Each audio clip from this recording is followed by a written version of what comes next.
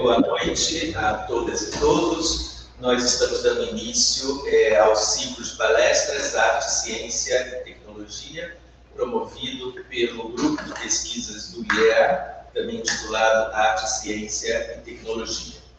Esse grupo de pesquisa ele tem como objetivo a reflexão sobre os trânsitos conceituais e práticas interdisciplinares entre arte, ciência e tecnologia.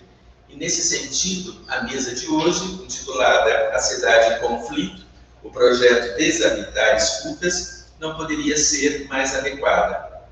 O convite partiu do nosso conhecimento da exposição de arte e pesquisa Deshabitar Escutas, Escuta em Disputa na Cracolândia, realizada no Espaço das Artes da Universidade de São Paulo, em junho desse ano.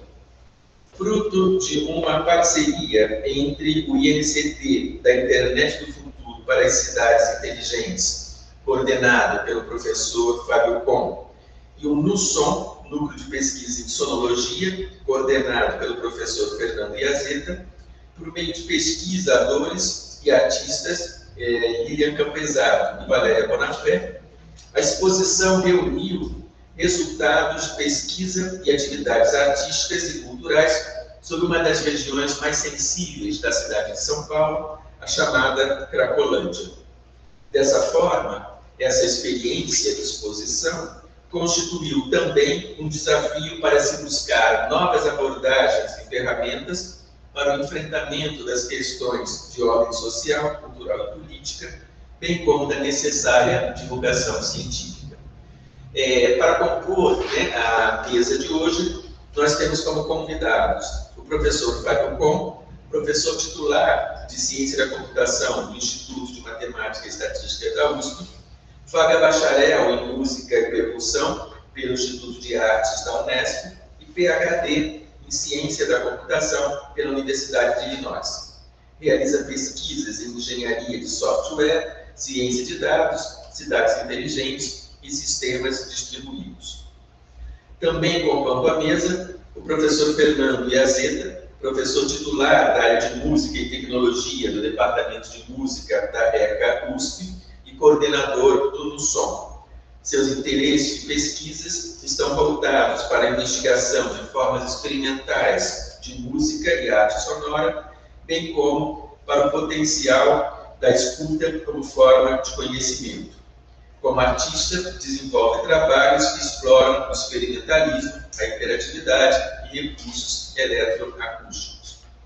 Temos ainda a artista pesquisadora Lilian Campesado, curadora, doutora pela USP, que atua principalmente nas seguintes áreas: estudos do som, música experimental, artes sonoras e feminismo. Seus textos discutem escuta, ruído e experimentalismo. E desde 2017 desenvolve o projeto Microfonias, Invenção e Compartilhamento da Escuta, em parceria com a compositora e pesquisadora Valéria Bonafé. E Valéria, artista e pesquisadora, trabalha com composição de música vocal, instrumental e eletroacústica, integrando som e expressões literárias, visuais e dramáticas. Doutora pela USP, desenvolve pesquisa no campo interdisciplinar entre música, os estudos de som e os estudos feministas. Informamos ainda que esse ciclo ele é composto por 6 palestras, essa é a terceira, e quem tiver uma participação, uma frequência em no mínimo 75% do ciclo terá direito a um certificado. Informamos também que todas as palestras serão disponibilizadas no canal do YouTube do IEA Polo São Carlos. Muito obrigado pela presença, obrigado a vocês pelo aceite do convite, pela disponibilidade, e passamos então a palavra a vocês. Obrigado pelo convite. Acho que vou começar eu falando, vou falar um pouco, e depois vou passar a palavra ao Fernando, a Lilian e a Valéria. Deixa eu compartilhar minha tela aqui com vocês.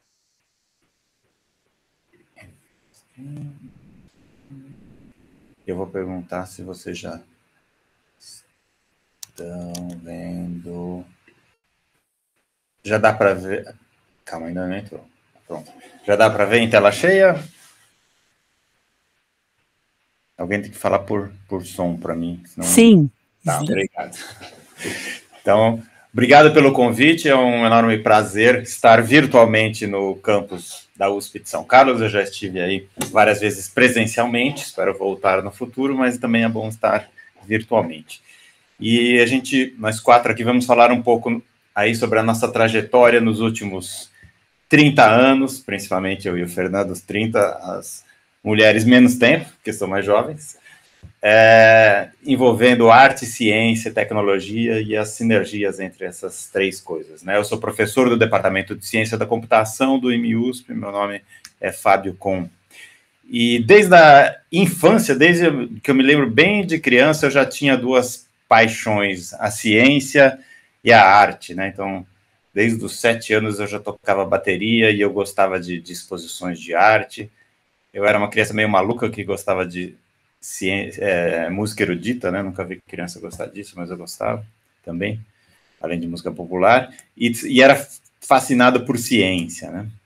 E tanto que eu tive uma dúvida qual carreira seguir quando eu fui prestar o vestibular, né? Acabei prestando vestibular na USP para ciência da computação, mas durante o primeiro ano eu já falei, não, mas eu também quero arte. E daí, enquanto eu fazia o primeiro ano da computação, eu já prestei vestibular para música na Unesp. E acabei fazendo as duas ao mesmo tempo. Então, resolvi a dúvida de qual carreira seguir, seguindo as duas, né? Mas já fui percebendo, ainda como de moleque, com 20 e poucos anos, a dificuldade que o modelo tradicional aí do conhecimento humano das universidades tem de lidar com a interdisciplinaridade, né? Porque a gente gosta de colocar as coisas em caixinhas separadas, né? Então, eu lembro que eu estudava na computação, mas daí resolvi na música fazer uma iniciação científica. E o meu tema era música fractal, que era usar aspectos matemáticos da matemática fractal para composição musical. E daí, conversei com várias pessoas que me ajudaram a elaborar um projeto de pesquisa e mandamos para o CNPq. Naquela época tinha uma bolsa que era mais fácil de conseguir, que era do CNPq, e a bolsa da FAPESP, que era fácil. E daí a gente submeteu o projeto do CNPq, que era mais fácil, de música fractal. E daí o parecer veio destruindo o projeto, falando, não, você não tem condições de fazer uma pesquisa dessas, e o seu orientador é de música, não entende de matemática, como é que você vai fazer? Não dá. Daí a gente ficou meio deprimido, mas o orientador falou, não, vamos mandar para a FAPESP, então, que era mais difícil. E daí o parecer da FAPESP veio super elogioso, falando, não, um projeto super relevante, e aprovou e ganhei uma bolsa da FAPESP ali, né? Então, logo desde isso, eu tinha 20 anos, acho, com 20 anos eu já aprendi que a gente vai tomar na cabeça por querer fazer coisas interdisciplinares, por sermos indisciplinados e queremos fazer interdisciplinaridade, né? Mas o fato de a gente tomar na cabeça não deve fazer a gente desistir. A gente deve continuar tentando e vai ter alguém que vai reconhecer o seu trabalho e a importância do que você está fazendo, né? E desde então tem sido assim, e acho que tanto eu quanto o Fernando aqui temos tido sucesso fazendo essas coisas que a gente quer fazer. Mas a gente sempre vem com essas perguntas, né? Mas para que serve isso, né? Então, quando eu estou na comunidade de ciências exatas e apresento um espetáculo completamente artístico, assim, ou uma atitude artística, eles perguntam, mas para que serve isso, né? Eu tenho que explicar que não sei se a arte serve para alguma coisa, né? Mas serve para coisas diferentes do que serve a ciência. E também quando eu estou falando com músicos e discuto uma ciência, uma tecnologia que eu estou fazendo, eles também não entendem e falam, mas para que serve isso, né? Como eu vou usar isso na música? Então, a gente tem que aprender a falar diferentes línguas, né? Coisas que impactaram muito na minha carreira logo no começo foi esse livro aqui, que é um livro de 1999, que eu tive contato com ele, e que falava sobre um programa que existe, o Xerox PARC, para quem não sabe, é um dos principais laboratórios de ciência da computação do planeta, que na década entre 1980 e 95 inventou praticamente tudo que a gente tem em computação. Então, eles inventaram o notebook, inventaram a interface gráfica, inventaram o mouse, inventaram o modem, inventaram a redes de computadores, aprimoraram placas de som dos computadores, basicamente tudo que o sistema de janelas, Windows, eles inventaram. Então, quase tudo que a gente faz hoje aqui em computação foi eles que inventaram. E em 93, o parque criou um programa chamado Artista em Residência, que o que eles fazem eles faziam, né? Acho que esse programa não existe mais. Eles colocavam em contato artistas que trabalhavam com novas mídias para trabalhar em conjunto ao longo de um ano com os cientistas do parque. E o objetivo do o parque era uma coisa ultra científica, tecnológica, né, que produz computadores e outras coisas de tecnologia, mas tinha esse artista em residência que tinha que interagir com os cientistas para produzir arte. Então, ao final do ano, ele tinha que produzir um espetáculo artístico, que podia ser música, podia ser dança, podia ser visual, podia ser pintura. E esse livro aqui mostrou para mim o quão rico é essa interface pode ser entre pessoas que estão pensando a ciência e pessoas que estão pensando a arte, e que dá para trabalhar bastante em conjunto, né? Teve outra coisa que também me influenciou, foi 2 visitas curtas de um dia que eu fiz lá no MIT, no Media Lab, que foi uma vez em 95 e outra vez em 2019, que eu conheci os projetos e a gente vê uma alta qualidade técnica, tecnológica e artística ali também nos trabalhos, que sempre foi me inspiradora e motivadora. Então, eu sempre tive comigo, ao longo dos últimos 30 anos, eu tenho na minha cabeça que o pensamento artístico e o pensamento científico são 2 formas diferentes de fazer algo que, na verdade, é muito parecido para mim. E exercitar o pensamento científico, eu acredito que fortalece o fazer artístico. E exercitar a arte fortalece o pensamento científico.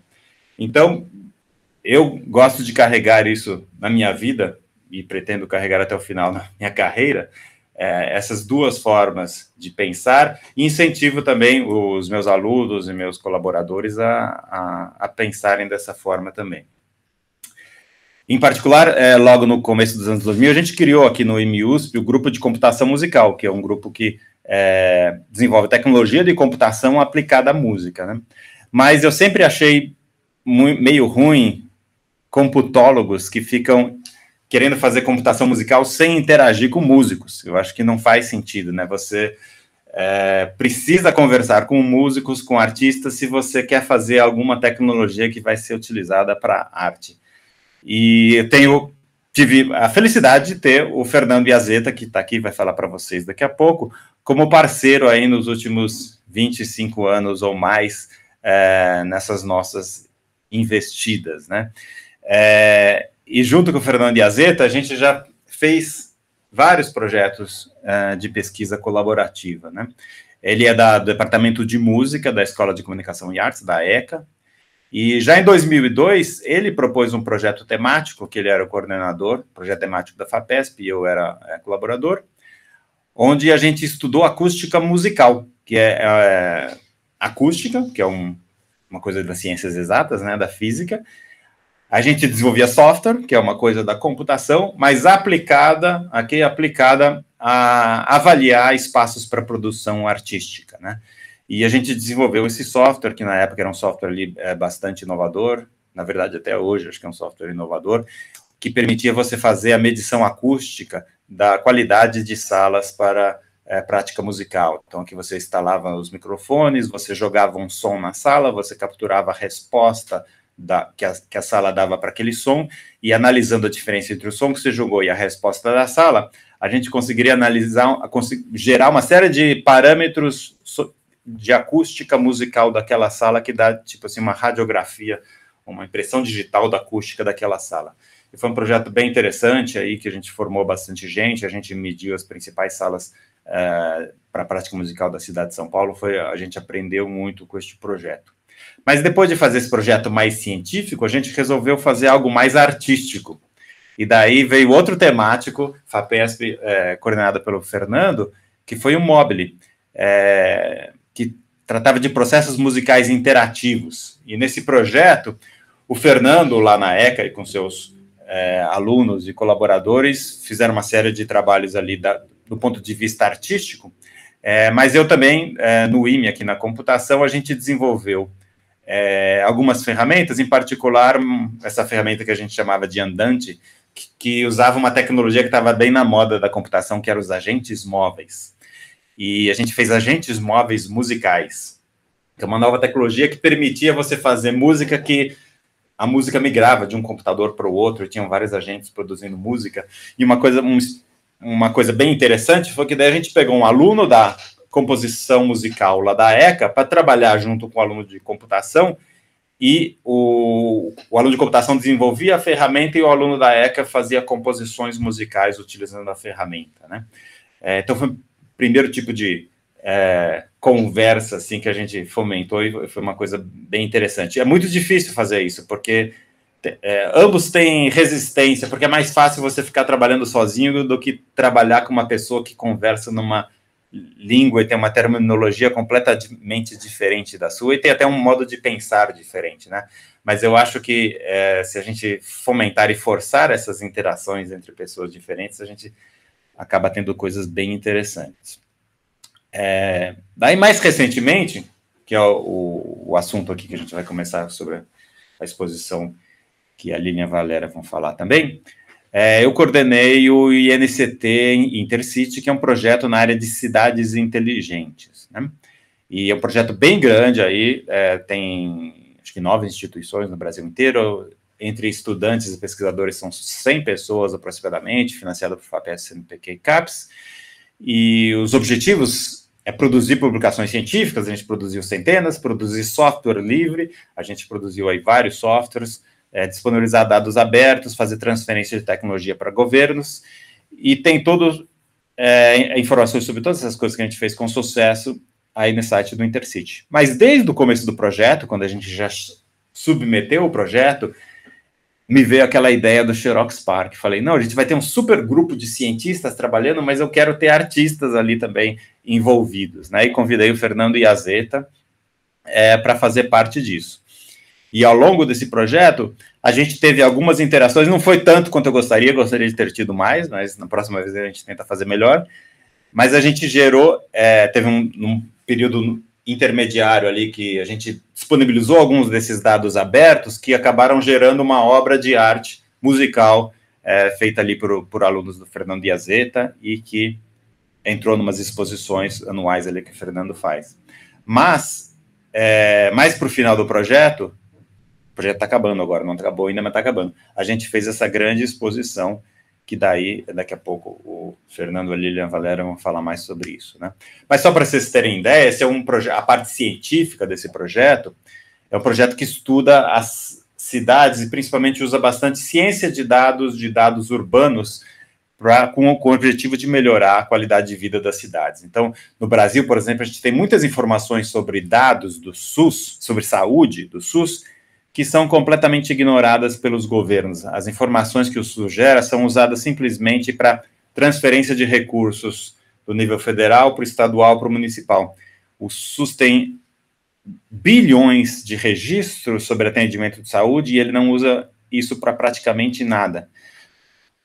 Felizmente, o Ministério da Saúde deixa como dados abertos na internet. E o que a gente fez foi baixar esses dados e desenvolvemos uma série de dashboards de análise e de visualização desses dados que traz uma informação super rica aí para os gestores públicos na área de saúde. Então, são coisas super inovadoras aí com dados que já existem e a gente está, nesse trabalho de formiguinha, tentando convencer aí os governos de que eles têm que usar mais inteligência de dados para oferecer um serviço de maior qualidade na área da saúde. A gente também atua bastante na área de mobilidade urbana, com foco principalmente em transporte público, por exemplo, de ônibus. Esse aqui é um dashboard de tempo real dos ônibus da cidade de São Paulo. Em particular, o movimento dos ônibus foi o que gerou aquela obra de arte que o aluno do Fernando Iazeta fez.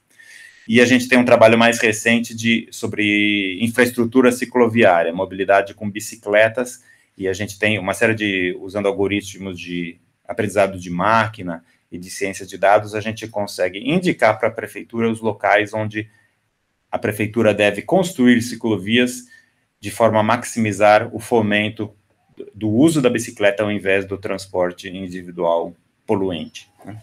Então, são vários trabalhos nessa linha que a gente faz, e foram trabalhos desse tipo, deixa eu ver o meu próximo slide, não, foram trabalhos desse tipo que a gente apresentou nessa exposição. Mas a exposição tinha uma grande sala com 8 trabalhos aqui científicos do Intercity, e o resto eram esse trabalho sobre outro aspecto da cidade, mas visto do lado artístico, né? Então, esse aqui era um trabalho super de ciências exatas, onde a gente pega dados da cidade e traz informações relevantes de uma forma exata e científica. E o resto da exposição, que é a parte artística, também captura dados da cidade, principalmente sobre o olhar da Lilian e da Valéria, não só o olhar, essa observação, mas também registros sonoros, registros em vídeo, né, entrevistas, e produzem também um dashboard, mas um dashboard artístico, né, que não se parece em nada com o que vocês estão vendo aqui, mas que trazem informações relevantes ali também, e que são muito importantes. Então, a gente acredita que essa interface, essas duas formas de verem o mundo, né, a ciência e a arte, elas são diferentes, mas elas têm uma sinergia entre elas, e ambas trazem uma forma complementar de a gente ver o mundo, né? Então, encerrando a minha parte aqui, se alguém tiver interesse em aprender mais aí sobre o nosso projeto, pode ir para intercity.org, ou se quiser pode entrar em contato comigo. Então, vou passar a palavra agora para o Fernando Iazeta, professor da ECA.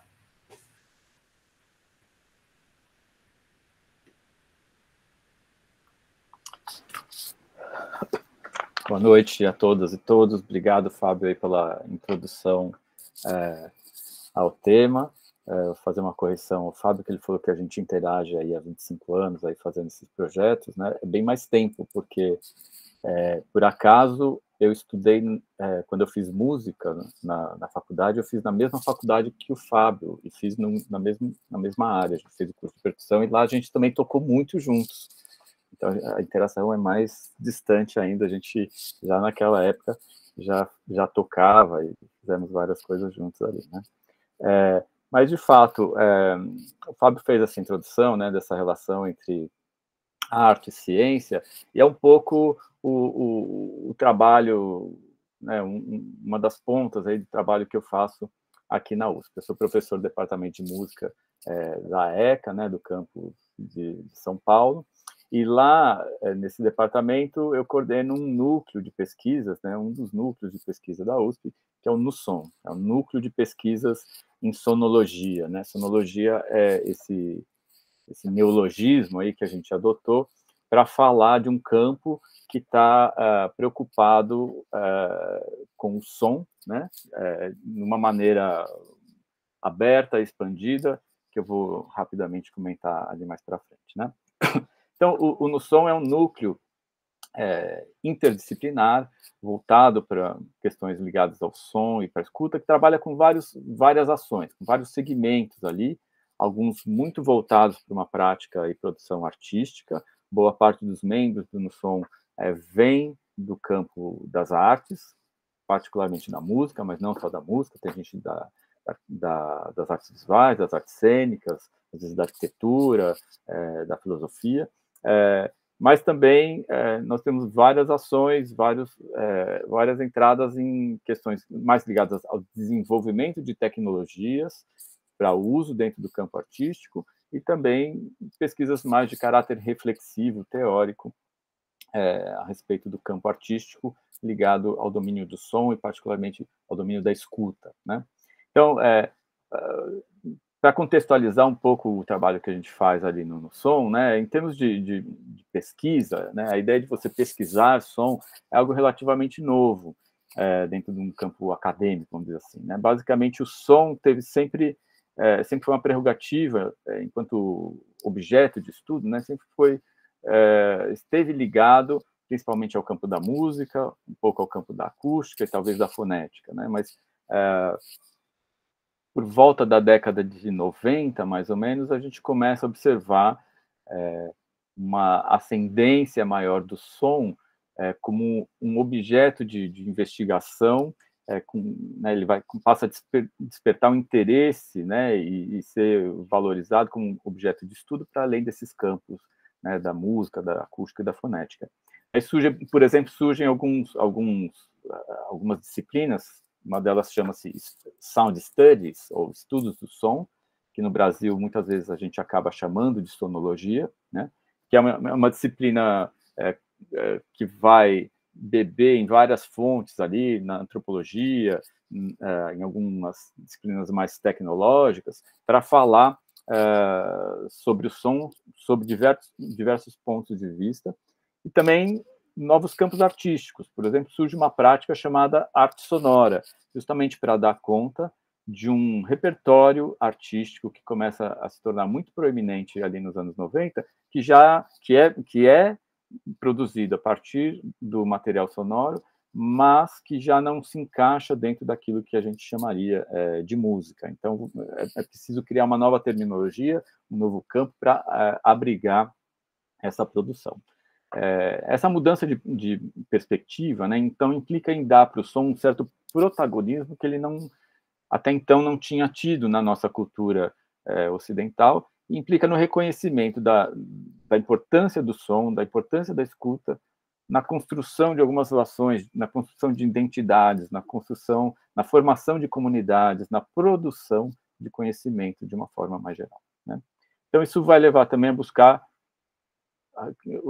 vai levar também a uma busca por novas metodologias diversas, que vão desde o uso de novas tecnologias digitais, tecnologias de manipulação e análise de áudio, tecnologias que vão lidar com análise de dados extraídos de material sonoro, até uma aproximação com procedimentos de pesquisa de outras disciplinas, como antropologia, sociologia, história, filosofia, a psicologia e, obviamente, a própria arte, né? Então, esse processo vai também representar um questionamento, vai trazer um questionamento crítico em relação a uma concepção mais tradicional, vou chamar assim, que privilegia, né, dentro da academia, uma concepção que vai privilegiar a escrita como a forma principal de representação e de produção do conhecimento, né?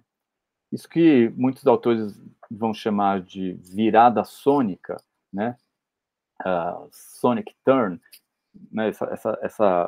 Esse deslocamento, né, de uma primazia da visão em relação aos outros sentidos, ou da escrita, né, como única forma de produção e transmissão de conhecimento, né?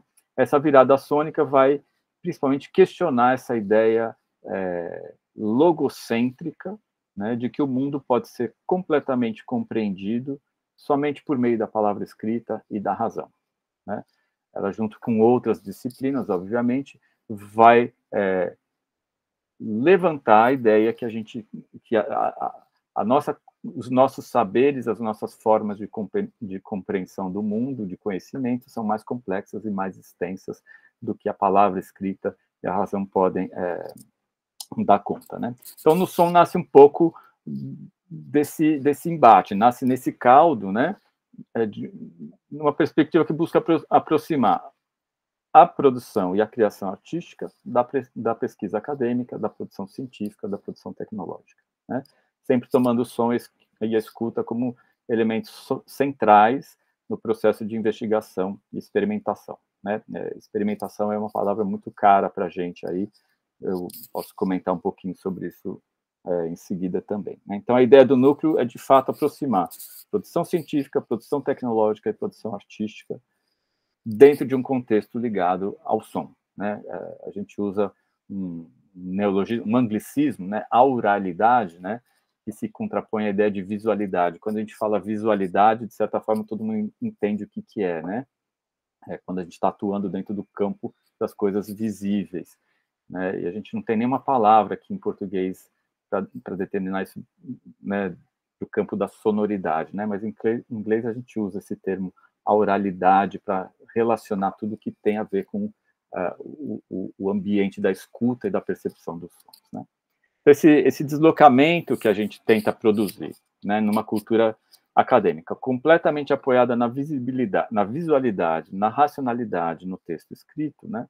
Esse deslocamento tenta promover o que a gente poderia chamar de uma descolonização do conhecimento, né? Porque ele vai, no fim das contas, incentivar que a gente produza novas formas de expressão, novas formas de representação dentro da pesquisa acadêmica e científica, né? Por exemplo, a incorporação da prática artística, né? Não só como objeto de pesquisa, mas como resultado de pesquisa, ou seja, não se trata só de pesquisar sobre arte, falar sobre uma produção artística, falar sobre uma obra de arte, mas tratar um produto artístico, uma obra de arte, uma composição musical, uma exposição, como resultado de pesquisa. Tratar o objeto o objeto artístico, né, como forma de conhecimento.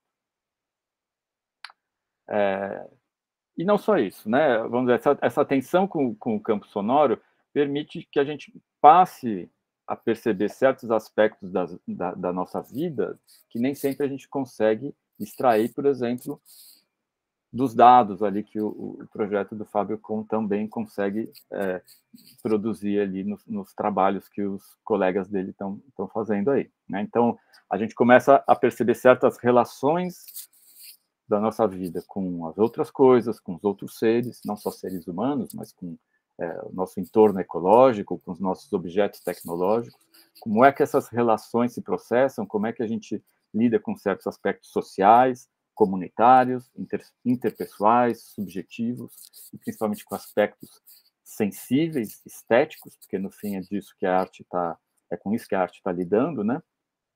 E que são aspectos que muitas vezes são deixados para um segundo plano dentro de um pensamento, né? Quando a gente pensa em conhecimento no meio acadêmico, no meio científico. Então, isso que eu estou chamando aqui de uma descolonização do conhecimento permite também um resgate de uma dimensão política que é inerente a toda forma de ciência.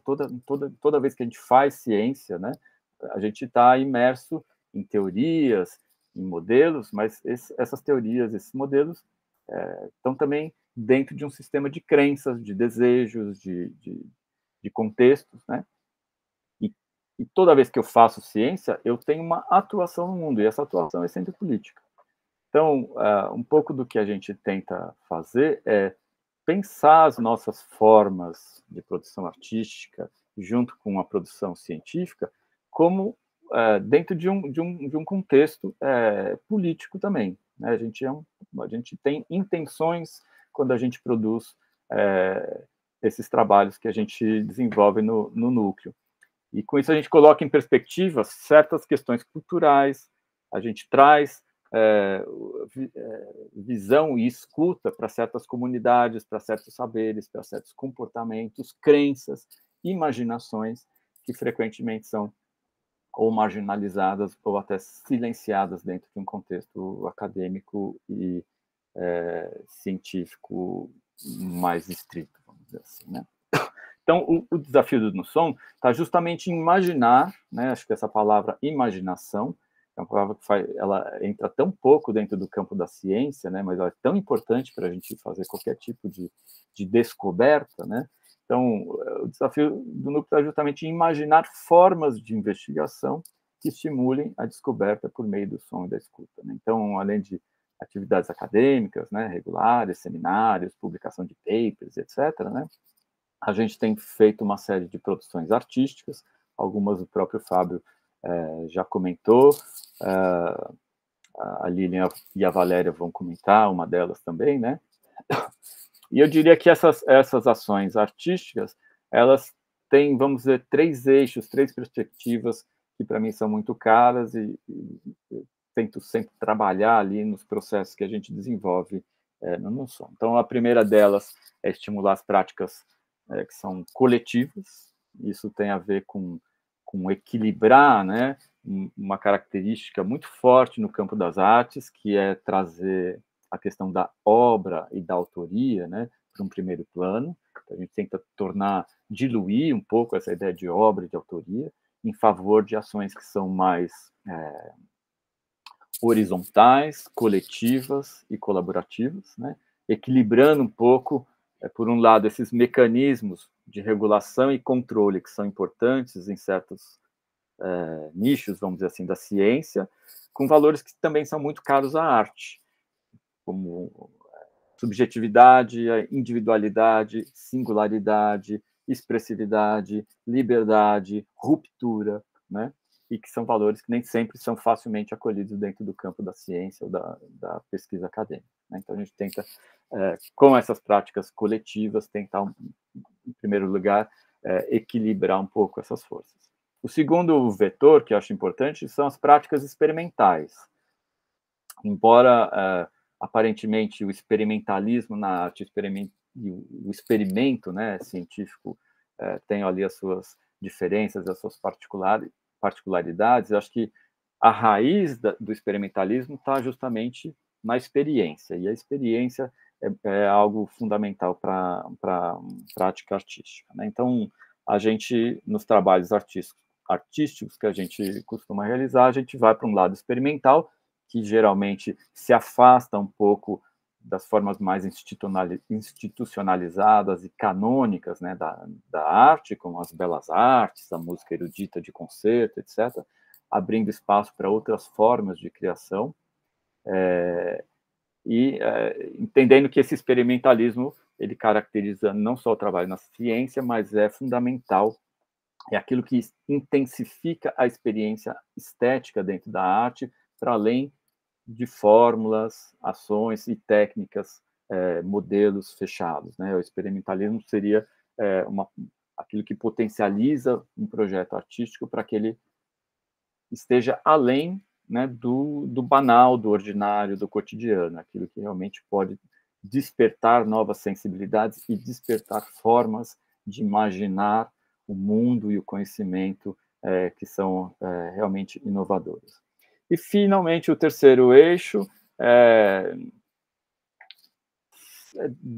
produzir algum tipo de sistematicidade para esses trabalhos, de modo que cada trabalho seja contaminado, vamos dizer assim, seja informado por um trabalho anterior. Ou seja, a gente tenta manter uma memória desses processos, de modo que, né, a longo termo, a gente vai construindo relações em que a gente vai entendendo como os processos de trabalhos anteriores foram sendo desenvolvidos, o que eles levaram em termos de resultado e como é que a gente chegou em novas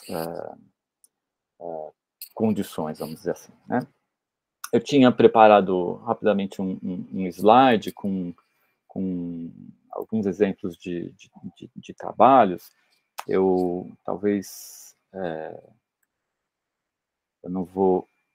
talvez não vou mostrar aqui, para deixar mais tempo para Lilian e para a Valéria falarem. Depois, se for o caso, eu posso voltar. Vou passar rapidamente algumas imagens, só para dar um pouco do sabor aí, mais concretamente disso que eu estou falando, né? Então, a gente, dentro do NuSom, né, tem desenvolvido uma série de trabalhos, vou mencionar 2 ou 3 aqui, né?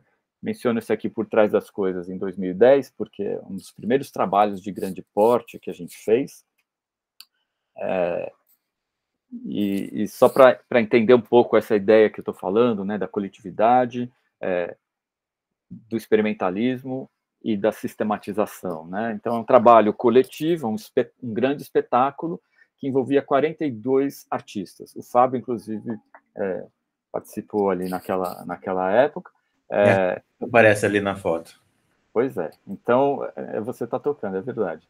Então, imagina, como é que você faz um espetáculo de 1 hora com alunos, estudantes, usando várias técnicas, várias tecnologias, algumas desenvolvidas para o próprio espetáculo, com dança, imagem, e de uma maneira horizontal. Então, a gente mesmo teve que aprender os processos, os métodos para lidar com essa feitura e para lidar com os resultados, né? Vou mencionar também o Transparências, que a gente fez em 2013, que foi já no âmbito do Mobile, esse projeto que o Fábio, com esse projeto temático, segundo projeto temático que a gente fez, o Fábio mencionou, e que era financiado pela FAPESP, e a gente convenceu, de fato, a FAPESP de que o trabalho em si é um espetáculo colaborativo, coletivo, de 1 hora. Este trabalho era resultado de pesquisa, e a FAPESP financiou parcialmente uma turnê do grupo pela Europa, por várias universidades que faziam projetos, né, de alguma maneira semelhantes, porque entenderam que o espetáculo apresentado num teatro, etc., etc., era um fórum adequado para se compartilhar aquele conhecimento do âmbito dos projetos, né? A gente tem a série de projetos chamado Música, que são apresentações coletivas, tem ocupações de espaço público, interações em teatro, tem uma série de coisas, e, finalmente, esse último projeto que o Fábio mencionou, que é justamente com dados extraídos aí do projeto Intercity, onde a gente faz uma sonorização da movimentação dos ônibus do transporte coletivo na cidade de São Paulo. Esses dados vão sendo plotados numa tela, e, ao final, a gente tem aí milhares e milhares de pontos que vão, no fim, desenhando o próprio mapa da cidade, onde a gente percebe os adensamentos, etc. E esses dados vão sendo sonorizados em tempo real para o espectador. Então, um pouco o contexto de alguns desses trabalhos. E um dos trabalhos mais caros que a gente tem, né, em consideração, é justamente essa exposição Deshabitar Escutas, que a Lilian e a Valéria vão agora apresentar para vocês. Obrigado, gente. Passo a palavra, então, para a Lilian, né? Desculpa, para a Valéria Bonafé, então. Oi, pessoal, boa noite. Legal, Fernanda, que eu vou compartilhar também uma tela aqui. Queria começar agradecendo, professor Rui, professor Davi, obrigada pelo convite. Fábio e Fernando já fizeram uma belíssima, mais do que uma introdução aí, já trouxeram vários, acho que assuntos super importantes aqui para hoje, e eu e Lilian vamos, então, apresentar aqui juntas, de forma resumida, porém ilustrada. A gente vai ter, acho que, um conjunto de exemplos, assim, para também dar um gostinho do que foi essa exposição. Isso para a gente é bem importante, compartilhar algumas imagens, sons, né, para compartilhar essa experiência, assim, artística. Mas a gente vai tentar fazer isso de forma enxuta, aí, para também não estender muito e a gente ter tempo para conversar. Vou compartilhar aqui minha tela.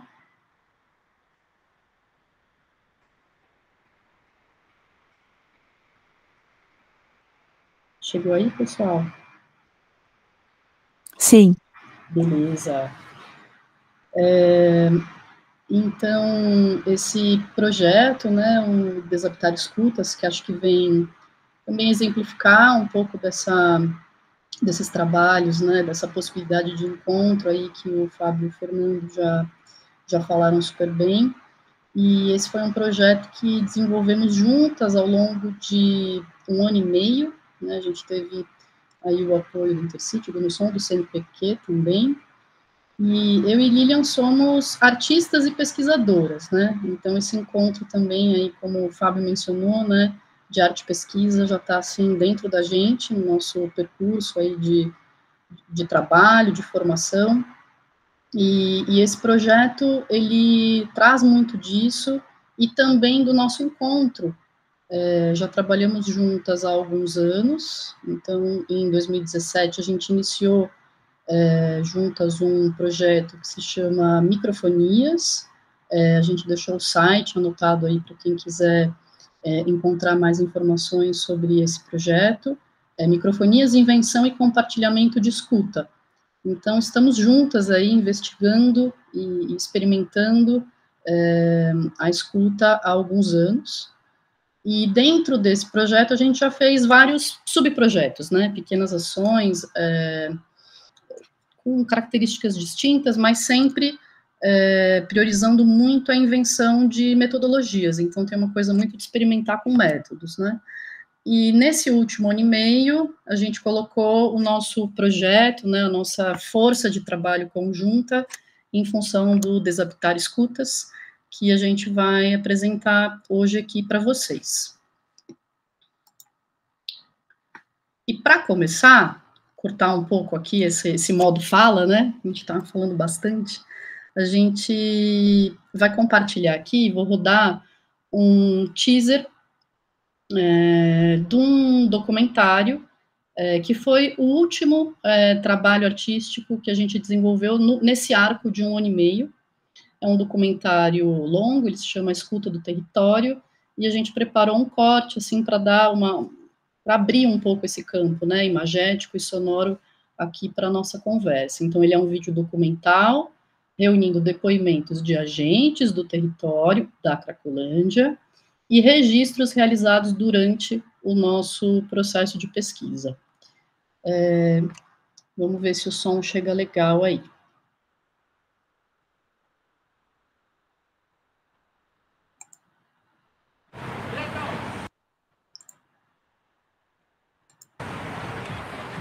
Eu nunca imaginei na minha vida toda que um dia eu ia passar por esse lugar.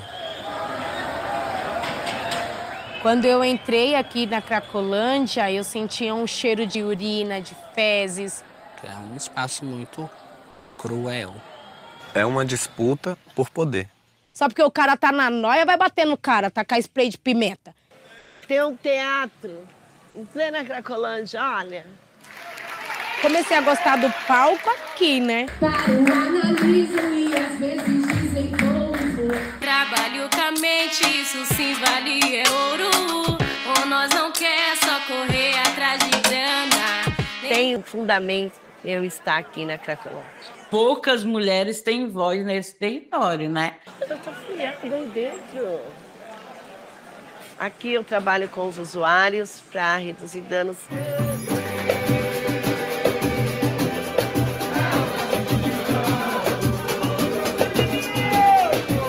É um território muito difícil, é um território violento por conta dos usuários, em partes. É o pior momento da Cracolândia hoje. É o momento de maior violência, de mais instabilidade. É triste de ver, cara.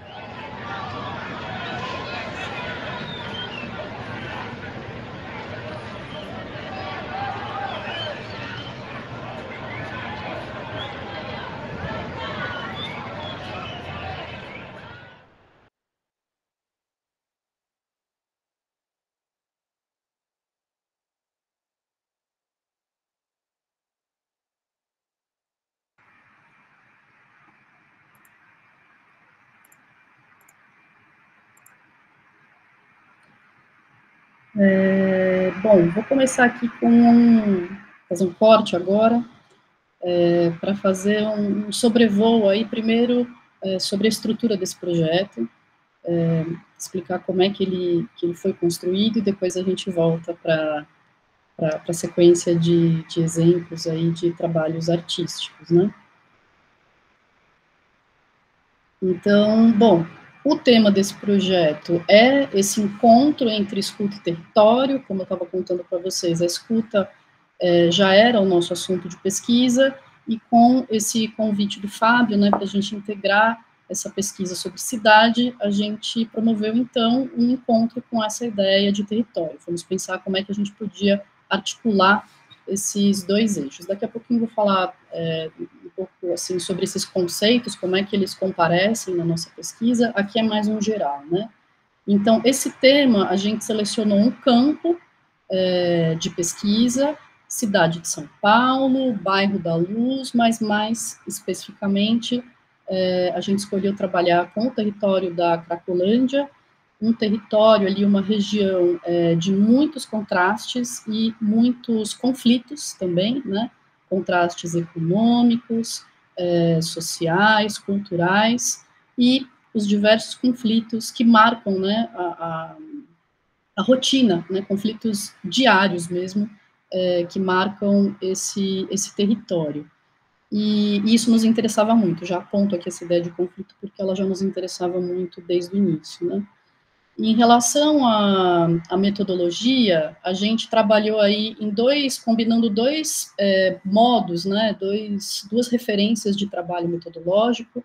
Por um lado, a pesquisa baseada em arte, o Fernando acho que já falou um tanto sobre isso, nem vou me estender muito, mas essa ideia, né, essa abordagem de pesquisa que incorpora a prática artística, não apenas assim o objeto arte vai ser investigado, né, mas, e também, não somente como resultado, mas a prática artística como meio, né, ela passa a operar como uma forma de fazer a investigação, né, então os processos artísticos e criativos como uma maneira de acessar, né, não somente objeto, não somente maneira de expor resultado, mas também como algo aí de acesso a algum tipo de saber que a gente não consegue acessar de outra forma. Então, por um lado, esse referencial da pesquisa baseada em arte, e, por outro lado, a pesquisa participante, né, onde nós, aí, como pesquisadoras, não nos colocamos a uma distância, assim, né, como observadoras, mas nos colocamos como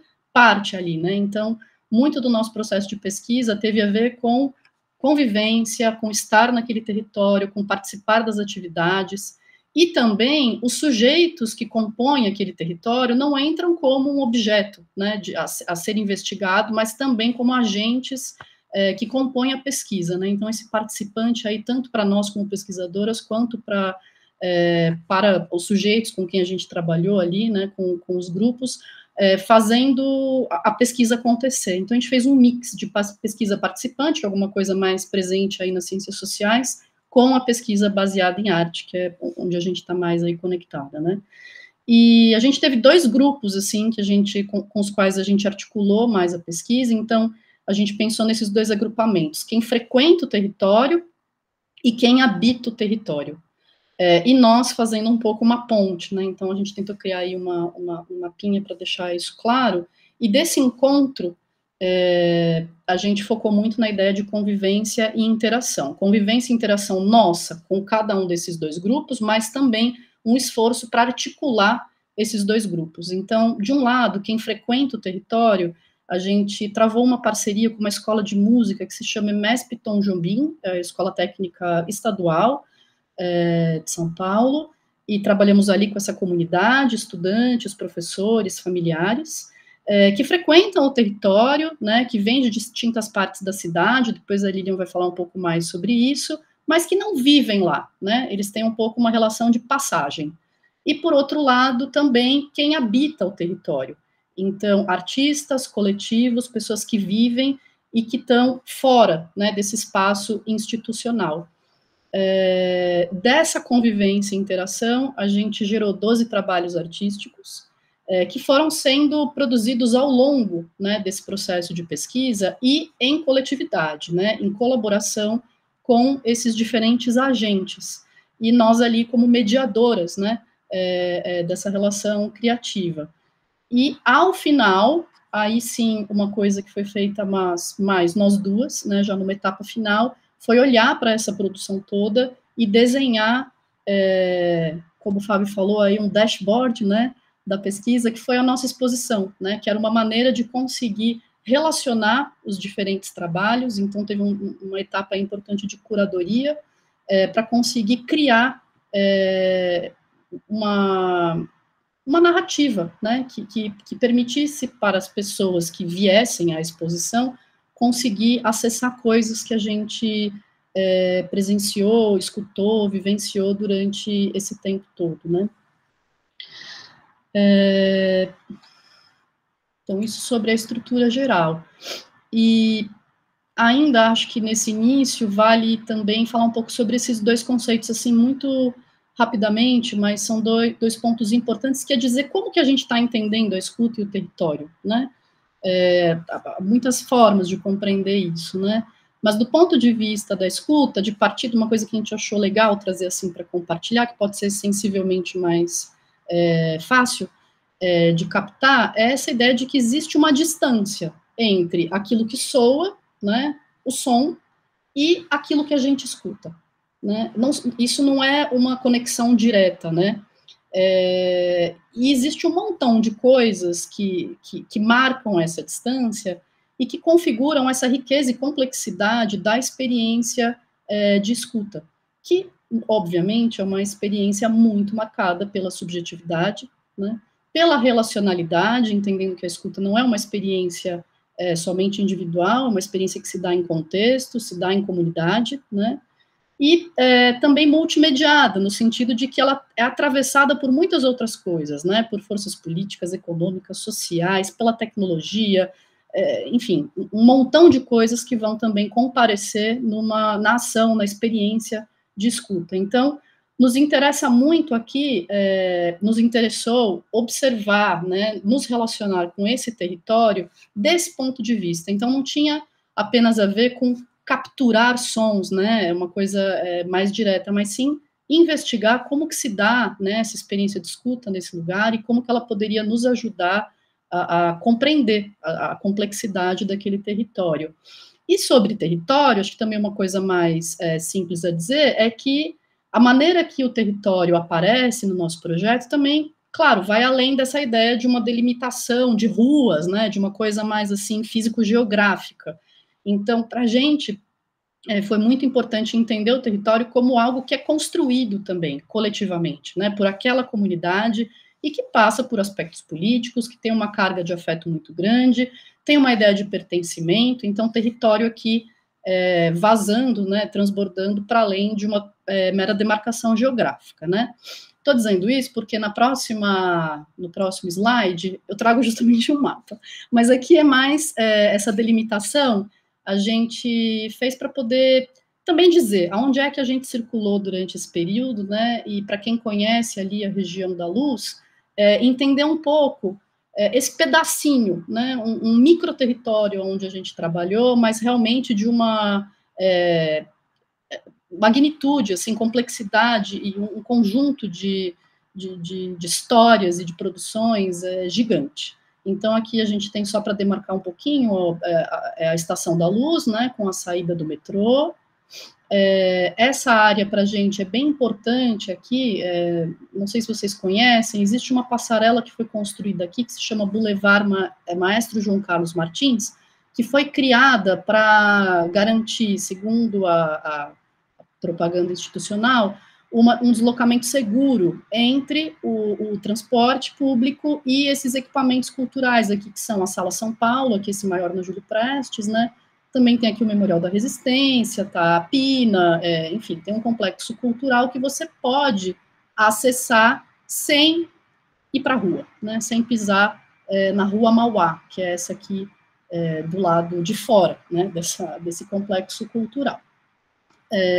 Para cá, vocês vão ver a EMESP Tom Jobim, né, que está aqui no Largo General Osório, que foi um dos nossos parceiros, e dividindo calçada aqui, temos o Bar da Nice, que foi uma outra parceria muito importante, que acolhe várias iniciativas culturais, inclusive de música, né, e com muito pouca conexão aqui, apesar de estarem separados por uma rua bastante estreita, essa instituição e esse bar agora está, enfim, acho que a gente até tem contribuído para abrir diálogos, tem dialogado um pouco mais, né, mas tudo muito, universos muito separados, né. E uma outra coisa que eu queria demarcar ainda aqui é esse pedaço aqui, essa é a Rua dos Protestantes, e esse pedacinho aqui da rua, que fica atrás do Teatro de Container, que também foi um dos nossos parceiros aí do lado de fora, né, o que a gente está chamando como fora das instituições, aqui é onde está concentrado e onde esteve durante o nosso tempo,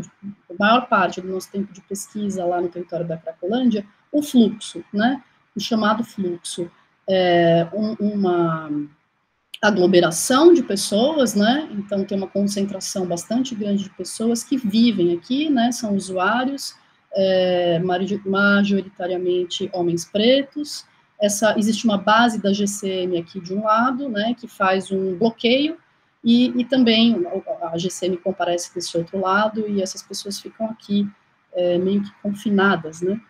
E claro que existem vários projetos, iniciativas aí, não somente ligadas à arte, mas muitas que envolvem prática artística, são projetos voltados à redução de danos, né, trabalhos com esses usuários, projetos não governamentais, né, não ligados ao Estado, né, com os quais a gente foi travando parceria para desenrolar a nossa pesquisa.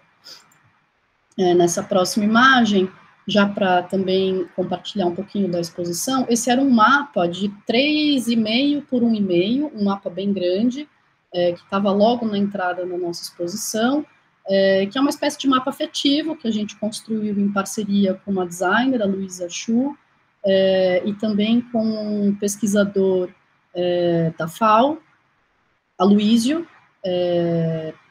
que nos ajudou a entender um pouco, ele trabalha com os mapas afetivos e nos ajudou um pouco a pensar como é que a gente poderia trazer também um desenho desse micro-território de uma maneira que não fosse assim, né, um sobrevoo de Google Maps, né? Então aqui a gente foi construindo com imagens que a gente coletou ao longo do nosso processo de pesquisa, e esse mapa, ele um pouco cartografa o que a gente vai ver de trabalhos ao longo da exposição, né? Ele era uma entrada aí para o restante. Eu vou deixar por aqui, vou passar agora para a Lilian, que vai contar um pouquinho sobre esse dentro e fora, né, que foi acontecendo ao longo de 1 ano e meio, nosso trabalho no EMESP, o nosso trabalho fora da EMESP, e a gente separou um exemplo de cada um desses momentos, um exemplo de trabalho artístico gerado em cada um desses momentos. Então, vai lá, Lilian. Olá, vocês me escutam? E sim? Ótimo. Então, primeiro, muito obrigada, professor Rui, David, Valéria, Fernando, Fábio. Então, acho que, continuando o que a Valéria está a dizer, é muito difícil a gente compartilhar aqui a exposição, e eu acho que esses 12 trabalhos, todo o processo que a gente passou, as questões metodológicas mais a fundo. Então, eu acho que simplesmente ter um extrato de cada um vai nos ajudar a entrar um pouco melhor nesse assunto e compartilhar um pouco com vocês o que a gente fez lá num território tão complexo e sensível, né, que atravessa muitas coisas. Bom, é importante dizer que o que a gente construiu, o que a gente está mostrando aqui, boa parte disso, foi feito no decorrer do processo. Então, até essa divisão entre o dentro e o fora, foi algo que a gente foi entendendo ao longo dessa pesquisa de 1 ano e meio, né? Não foi uma decisão que a gente teve a priori, então, um pouco tem a ver com o tipo de pesquisa e de método que a gente desenvolve, né? O nosso primeiro contato lá no território foi a EMESP, que é essa comunidade, né, EMESP Tom Jobim, é uma escola do estado de São Paulo, uma escola pública, que tem uma comunidade de estudantes, professores, familiares, e tem um perfil socioeconômico bastante diverso, né, não são só pessoas super privilegiadas, né, vem pessoas de diversas regiões da cidade que muitas vezes se deslocam, usam transporte público e demoram, sabe, 1 hora e meia, 2 horas para chegar até a EMESP, que fica aí no centro, mas o que nos motivou foi promover algumas vivências com 3 grupos diferentes para provocar algo que a gente já tinha percebido, e que é uma dificuldade de relação dessas pessoas com o entorno, como a Valéria comentou um pouco antes, com o entorno de onde a escola fica localizada. Isso porque tem um medo muito grande, e esse medo ele é compartilhado, né? A população da Cracolândia,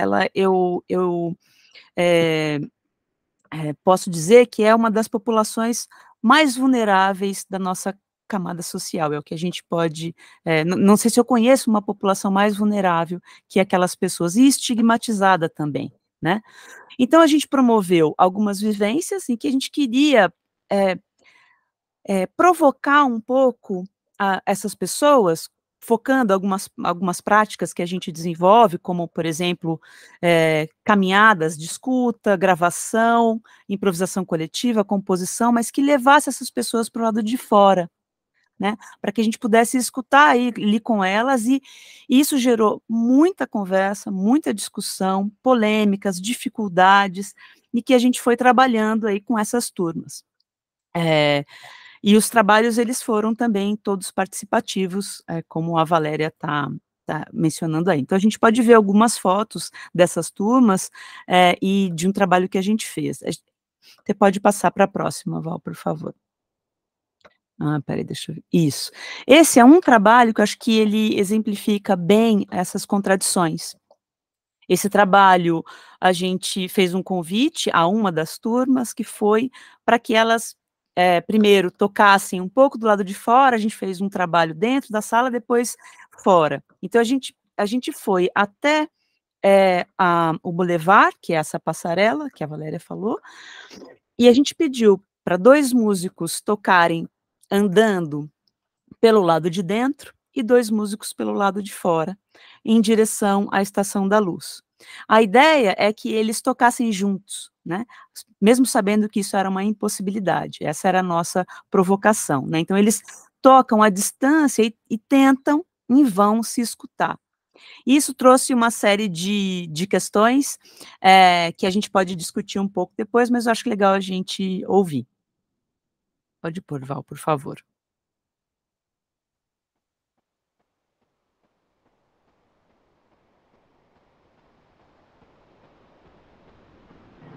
Nesse início, eles estão saindo da Sala São Paulo, tá? Os 2, a gente está filmando só 2, tem 4, mas a gente está filmando 2. A Catherine tocando fagote, vai pelo lado de fora, e o Bruno tocando clarinete, vai pelo lado de dentro.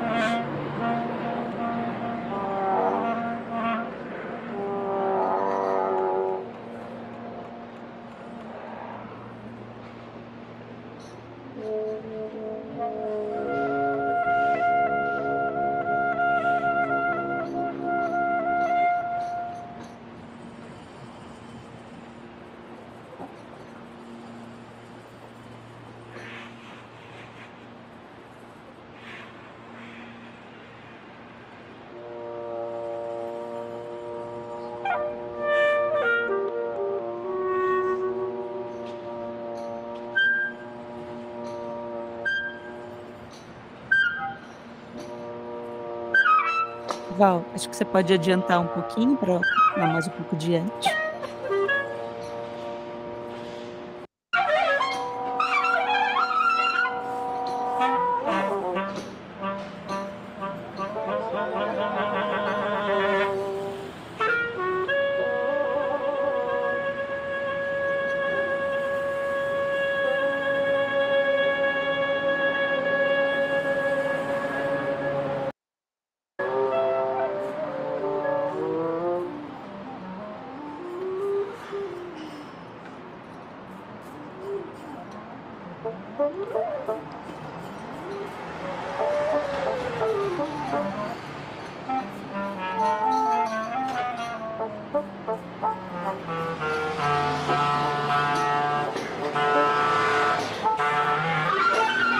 Pode ir, acho que pro minuto 6, Val.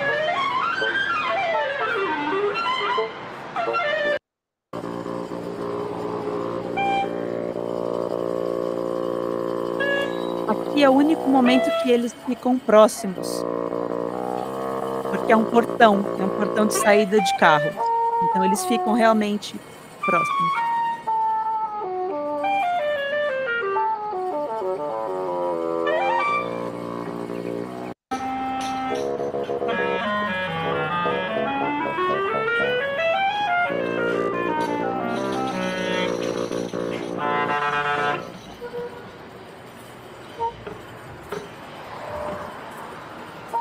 Tá bom, Val, obrigada.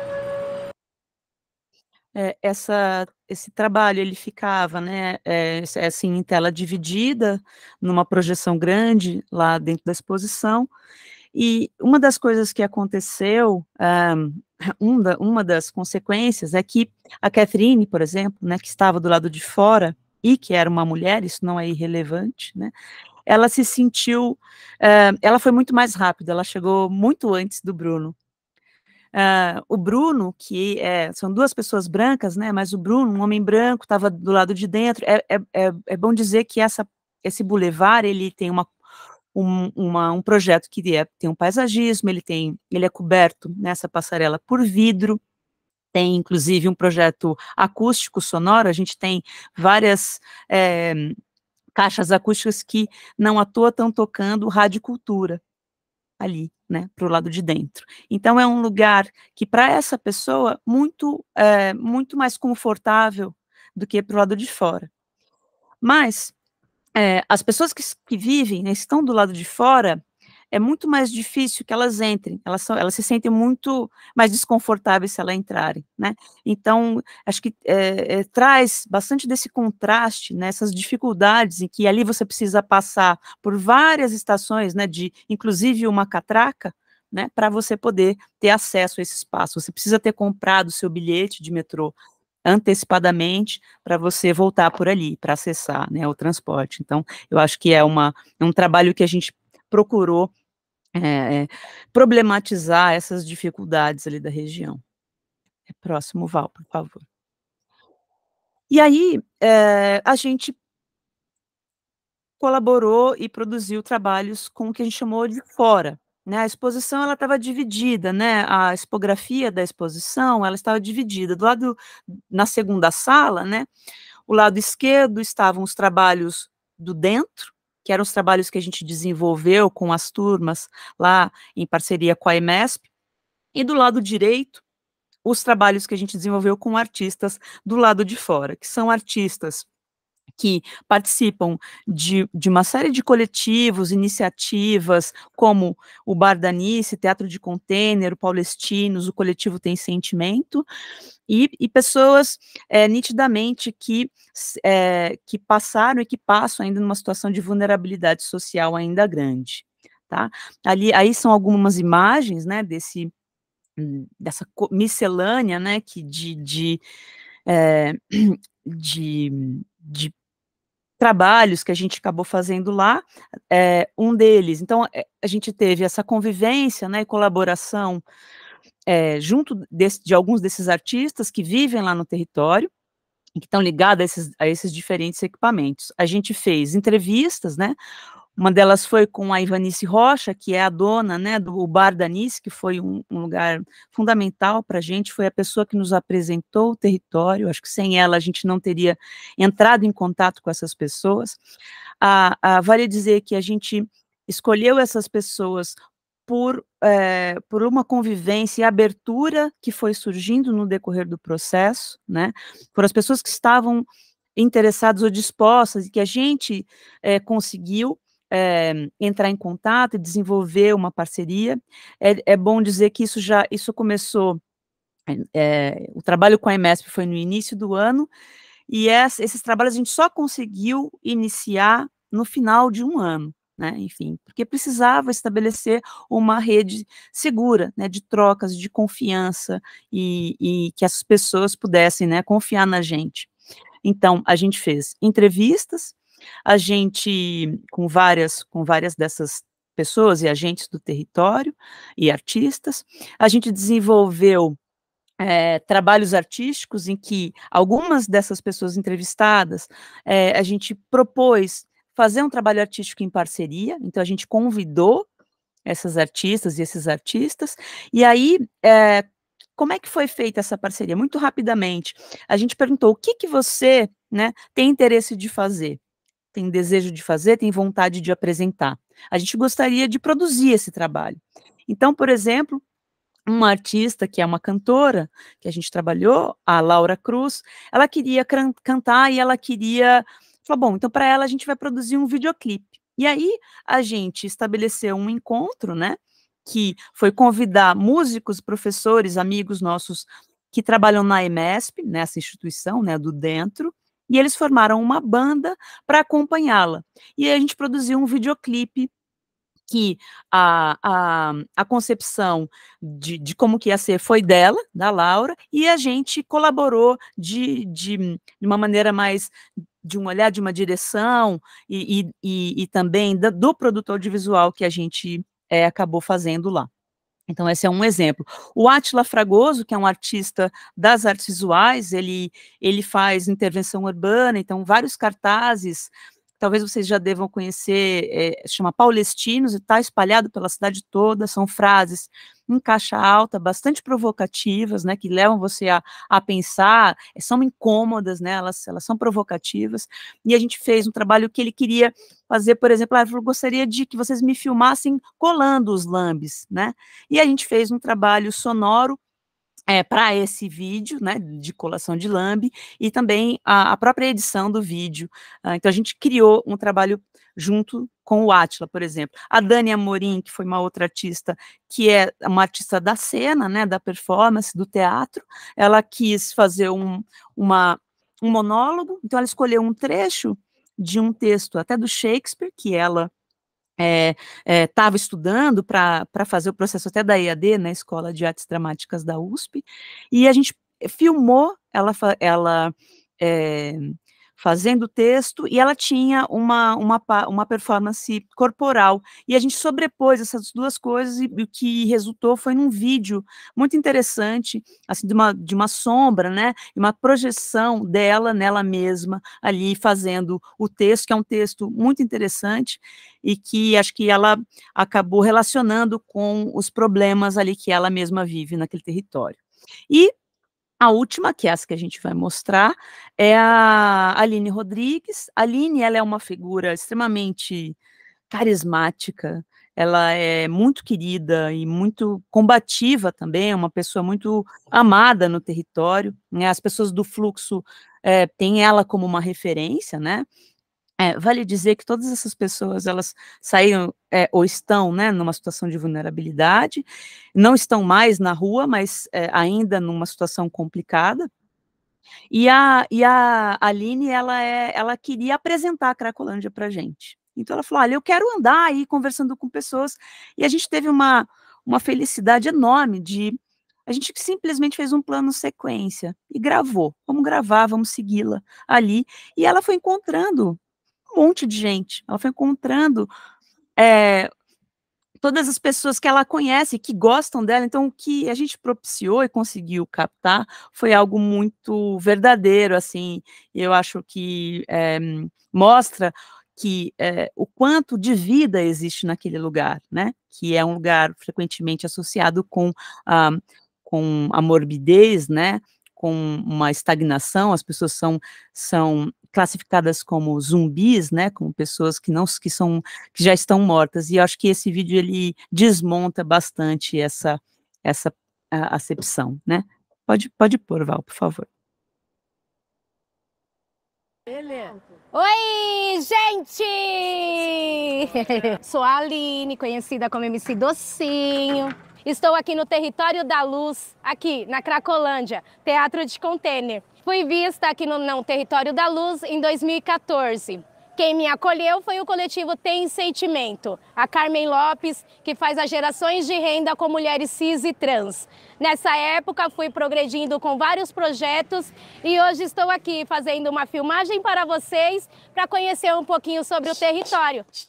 Paro, analiso e às vezes desenvolvo. Trabalho com a mente, isso sim vale é ouro. Ou nós não quer só correr atrás de grana, nem muito menos atrás de fama.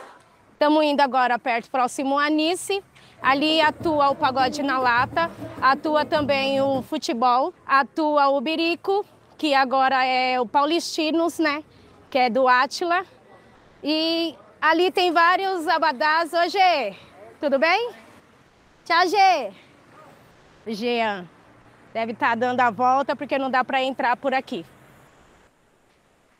Aqui é a Protestante, de esquina é o Teatro de Container, onde faz a arte e a atuação do território. Né? A gente já fez entregações de marmita ali no tempo da pandemia, né? Essas opressões acontecem constantemente, mesmo eles respeitando, eles são alvejados. Não vou fazer nada com a polícia trata de nós, quer bater em nós. Essa que é a parada. Essa aqui é a parada. Aqui é a General Osório. Pode seguir, Val, no próximo ponto, por favor. Aqui a Aline vai é ótimo. Deixa ela pôr. Ótimo. Aqui a Aline vai entrar numa moradia do projeto Oi, boa tarde. Teto, Trampo, Tratamento, Docinho. que é bom dizer que agora eles foram despejados, tá? Essas pessoas, elas... Oi, boa tarde. Nesse momento não tem mais essa moradia. E aqui é a moradia do TTT, onde tem vários artistas, vários pessoais que saíram da rua, hoje faz a sua geração de renda, faz a sua moradia, mesmo tendo o seu uso, mas tendo o seu quarto e tendo a noção de, se foi dar o seu tuche, o seu trago, tem uma moradia para pelo menos ficar aqui e não ter mais a opressão pela polícia.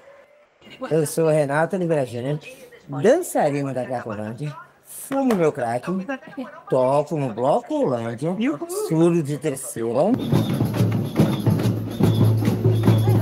suei meu dedo, de verdade, com força, a marca do pescoço, do talapar, eu tenho vocês. E eu sou feliz por isso. E outra coisa, eu e a Dulce, posso passar mais remédio, pô? Passamos na Enesp, eu tô felizão por isso. Passamos na Enesp.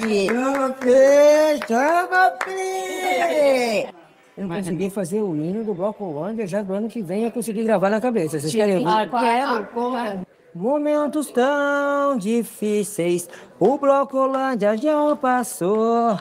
Com pagode na lata, um grande bloco se formou. Hoje somos Bloco Holândia e nós temos nosso valor. Feche os olhos, escute o som da bateria e vamos todos cantando numa só família. Vem, meu amor, vem, meu amor, é o Bloco Holândia que chegou. Vem ver, que maravilha, todos unidos, povo, numa só família.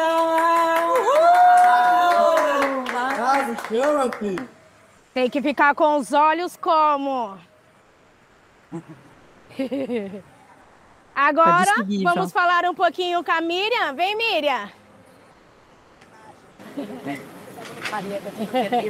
Para mim, a dificuldade que eu vejo de salvar o planeta para o futuro das crianças. Enquanto uma mulher negra, o espaço democrático que tem é a praia. Na praia, ninguém fala de negro, todo mundo quer ser negro. Quer pegar uma corzinha, né?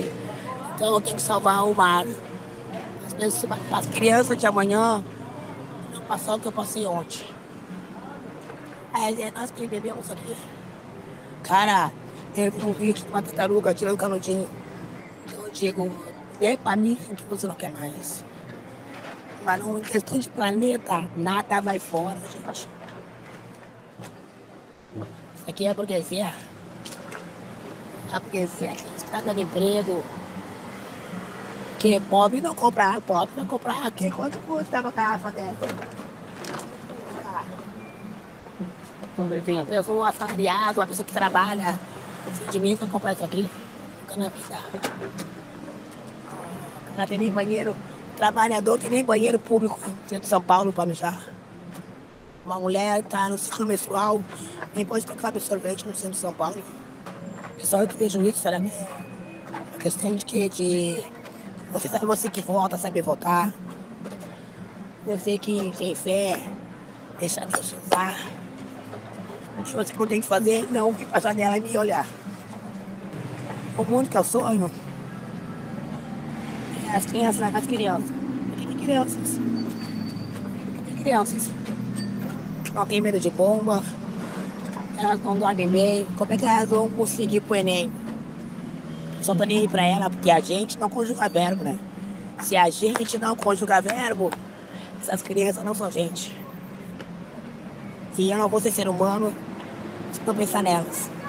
Você acredita que todos os meus filhos que eles leem no lixo, os brinquedos que eles têm aqui dentro do lixo, o melhor tênisinho que eles têm no lixo. Derrubei isso. Era! Vou salvar o planeta, bebê. Eu gosto muito desse poema. Posso não ser nada, posso não ter tudo, mas dentro de mim todos os sonhos do mundo. Álvaro de Campos. Isso aí era ele, Jerônimo mais... Obrigada, Val. que tinha. Só para dar uma ideia, assim, né, de 2 encontros muito importantes aí que a gente gravou. Agora, para terminar... Oi!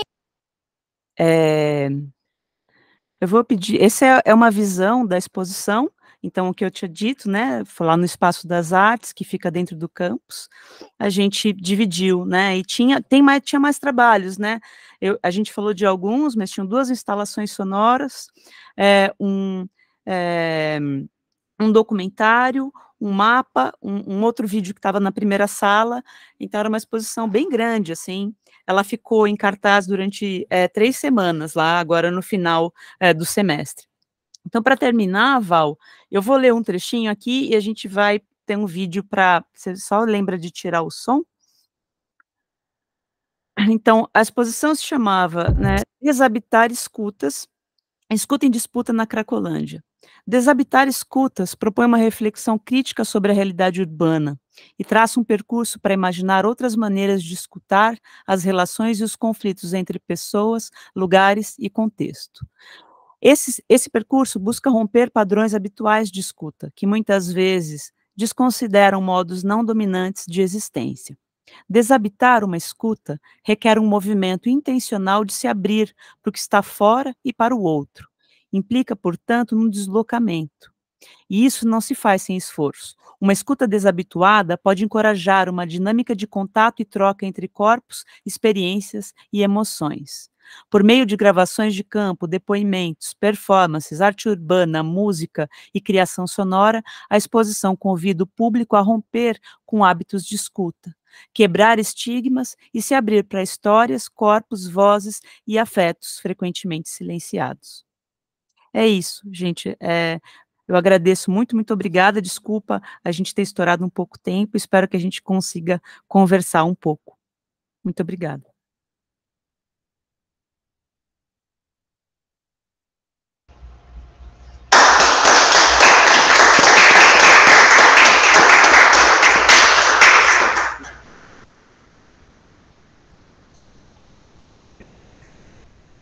Oi.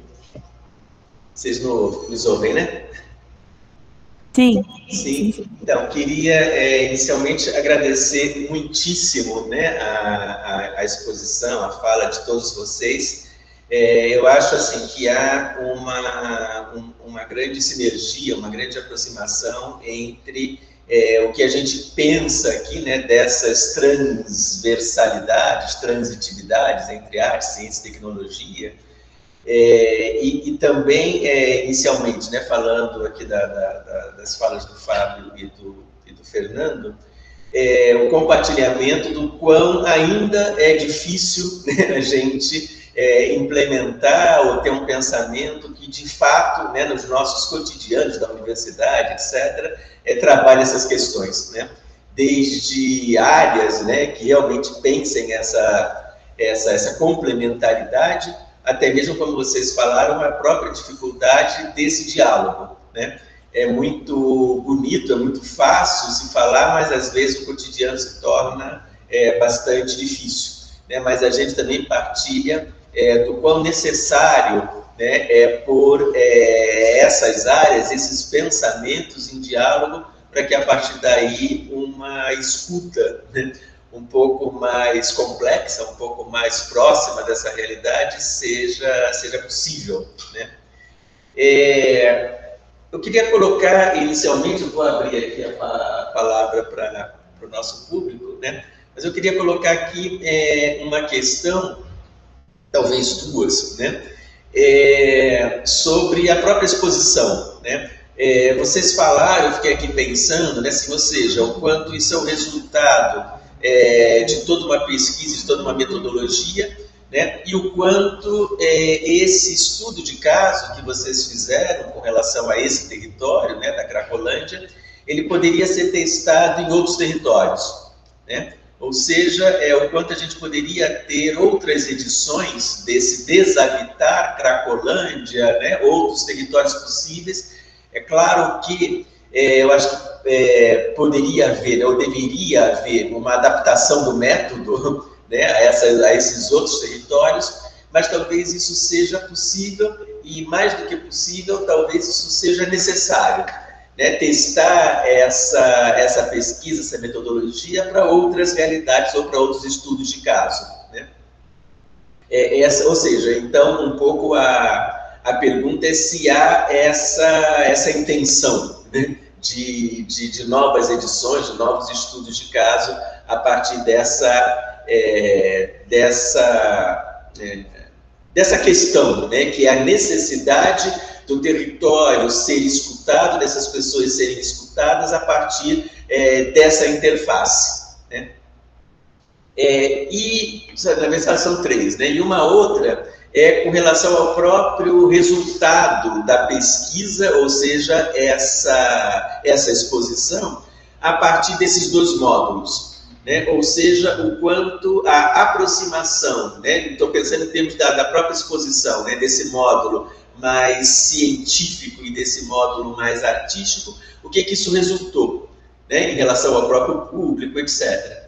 E a terceira é sobre o público, né? E o público, assim, o quanto essas pessoas, né, da Cracolândia, de fora da Cracolândia, eles estiveram presentes nesse espaço, se houve uma tentativa de levá-los para lá, e qual foi essa reação, né? Ou esse resultado, vamos dizer assim, né? Ou ainda, se não houve, né, assim, se há uma tentativa de também deslocar essa exposição para aquele próprio espaço, né? Porque uma coisa é o espaço expositivo dentro da Universidade de São Paulo, a outra coisa é essa exposição sendo montada no próprio território que gerou esses resultados, né? Eu vou colocar essas três e, na sequência, a gente abre aqui para interlocução. Okay? Tudo bem, acho que posso começar? Vou tentar ser muito breve. Eu consegui captar duas, eu não sei, talvez eu tenha perdido, vocês me ajudam. Sobre os novos estudos de caso, né? Eu diria que sim, que eu acho que é muito possível fazer com o aprendizado que a gente teve, né, nessa experiência, a gente levar para outros contextos, com as devidas adaptações, porque é uma metodologia que você faz, ela é muito influenciada pelas relações e pelo aquilo que você consegue desenvolver. Então, ela tem a ver um pouco com isso, com o envolvimento, né? Então, eu diria que sim, a gente tem interesse de continuar os estudos lá, a gente dizer que ficamos 1 ano e meio é muito pouco, né, para você desenvolver um trabalho, a gente tem até vontade, vai começar um novo trabalho agora que tem a ver com escutar as mulheres do território, enfim, vai iniciar e tentar entender o que vai ser isso, as dificuldades, né, os desafios enormes que vocês podem imaginar que a gente tem enquanto diferença. Eu acho que acho que me ajuda a responder a segunda pergunta, que tem a ver com o público, né, a aproximação do público, antes de falar da parte científica, é que é muito difícil. Existe acho que o que eu aprendi de mais importante é que essa cisão, ela é um abismo muito grande entre as pessoas de classe média, que tem acesso aos bens públicos, ao transporte, a todos os equipamentos culturais, a uma casa, né, uma moradia, uma comida, uma escola, uma universidade, e isso a gente normaliza, né, muito rapidamente. Essas pessoas, como é que você... acho que é importante falar da dificuldade nessa aproximação. E essa dificuldade, ela é muito grande, ela gera ela gera impactos enormes, assim, do ponto de vista pessoal, a gente poderia até falar sobre isso, né, porque é muito difícil você ver, né, entrar em contato com uma realidade e entendendo, né, o abismo, né, o absurdo daquela situação que aquelas pessoas vivem, e as pessoas te escutarem. Por que ela vai escutar uma mulher branca? Por que vai interagir comigo, né? O que elas ganham, né? E acho que isso é uma questão muito importante, que acho que a gente aprende muito mais, né? E dizendo que a gente já sabia, né, que essa era uma crise nossa, minha e da Valéria, que como fazer uma exposição? Primeiro, fazemos uma exposição? Não fazemos? Fazemos uma exposição, e quem vai acessar essa exposição? Quem entra no campus da Universidade de São Paulo? Para você chegar até o campus, não tem um metrô lá dentro, né, começa, você precisa ir até o metrô Butantã, e tem uma história, né, de separação da sociedade. Acho que isso é uma coisa muito importante de dizer. Como é que você chega lá? Você entra lá. Você tem passabilidade lá dentro, né? Essa semana eu vi uma notícia de que uma pessoa em situação de rua foi convidada para entrar num estádio de futebol para ver um jogo e foi retirado. Ele ganhou o ingresso de uma pessoa que tem a cadeira cativa e ele foi retirado pela polícia. Né? E isso é uma coisa que acontece o tempo todo. E uma dificuldade nesse público ainda, que é usuário de substância, essas pessoas, elas têm uma dificuldade enorme, né, de estar num ambiente desse, um ambiente muito opressivo. Elas não têm escape, não pode bebida alcoólica, elas não têm o álcool, que é alguma coisa muito consumida, para deixá-las um pouco mais confiantes e tranquilas, né? Não tem um monte de segurança. Elas são as poucas pessoas pretas, mal vestidas, cheirando mal muitas vezes, então isso é muito difícil. Então a gente sabia que essas pessoas, elas não iriam. E a gente também, num dado momento, entendeu que talvez levar essas pessoas lá, a gente até pensou, puxa, a gente vai conseguir um ônibus e tal, não é algo simples. Você precisa ter um acompanhamento, você tem uma estrutura, inclusive psicológica, para levar essas pessoas lá, não nesse dia, mas no dia seguinte, inclusive. Como é que foi isso, né? Enfim, então eu só para compartilhar um pouco desse abismo, né, e dessa dificuldade. A gente tem muito interesse e estamos nos empenhando para conseguir um espaço lá na região central, para que essas pessoas que ali estão mais perto possam adentrar e poder ver, pelo menos, a exposição. É isso que a gente está trabalhando nesse momento. Aí me ajudem a responder as outras, para não ficar falando aqui. Por favor. Se eu peguei bem a terceira pergunta, tinha a ver com como é que foi esse encontro na exposição, com os materiais, acho que mais ligados ao Intercity, né, a pesquisa científica e a parte artística. Então, talvez até o Fábio possa falar um pouco sobre isso também, mas da nossa perspectiva, né, posso falar da perspectiva aqui de quem estava do lado artístico, foi super bacana, né, acho que foi um movimento de integrar públicos diferentes, o que também foi muito positivo na exposição, a gente ter pessoas de diferentes campos ali, experimentando esse cruzamento, né, então, não sei se a gente chegou a descrever isso, mas existia uma sala inicial onde estavam expostos esses outros projetos do Intercity, como uma entrada mesmo, né, para uma exposição de arte e ciência, e depois, então, eles tinham um pequeno painel, digamos assim, né, a gente cuidou disso esteticamente, para ter um diálogo com o restante da exposição. Teve todo um trabalho de curadoria, né, Fábio, também com a ajuda do Matheus Humberto, um outro professor da Poli, para também trazer isso para uma linguagem que dialogasse, assim, com a linguagem do restante da exposição. Então, teve todo um movimento aí da parte científica para tornar isso, acho que mais acessível, o Fábio pode falar melhor.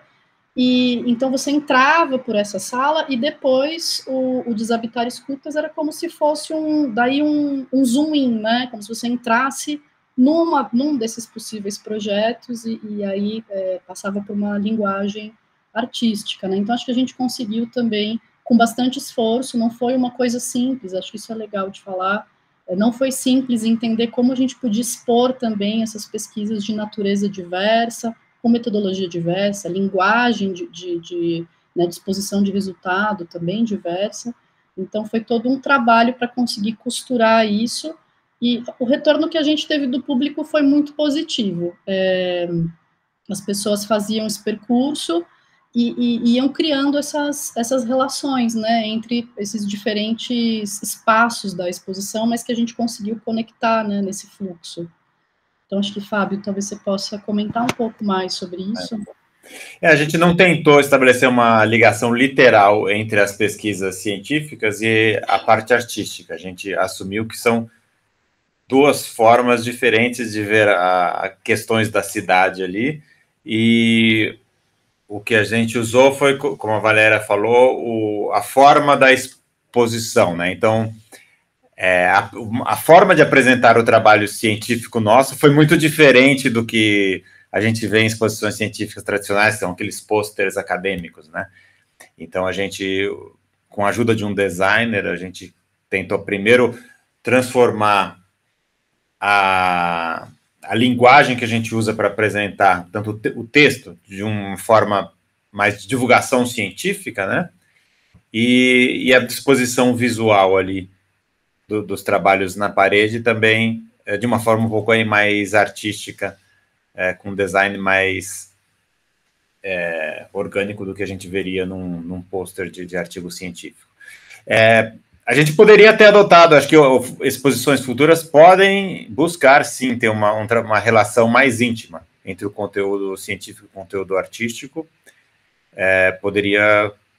Aquela obra que o Fernando apresentou lá no vídeo dele, né? Aquilo pega dados científicos e transforma numa obra de arte, que é algo ali, uma relação ali um pouco mais direta. Então, podia ter uma exposição futura que tivesse mais interações diretas dessa forma. Mas foi uma opção nossa de não fazer, e a resposta do público foi muito boa. Tanto os artistas quanto os cientistas e o público leigo que foram na exposição gostaram muito ali o feedback, foi muito bom que a gente teve. Então é isso.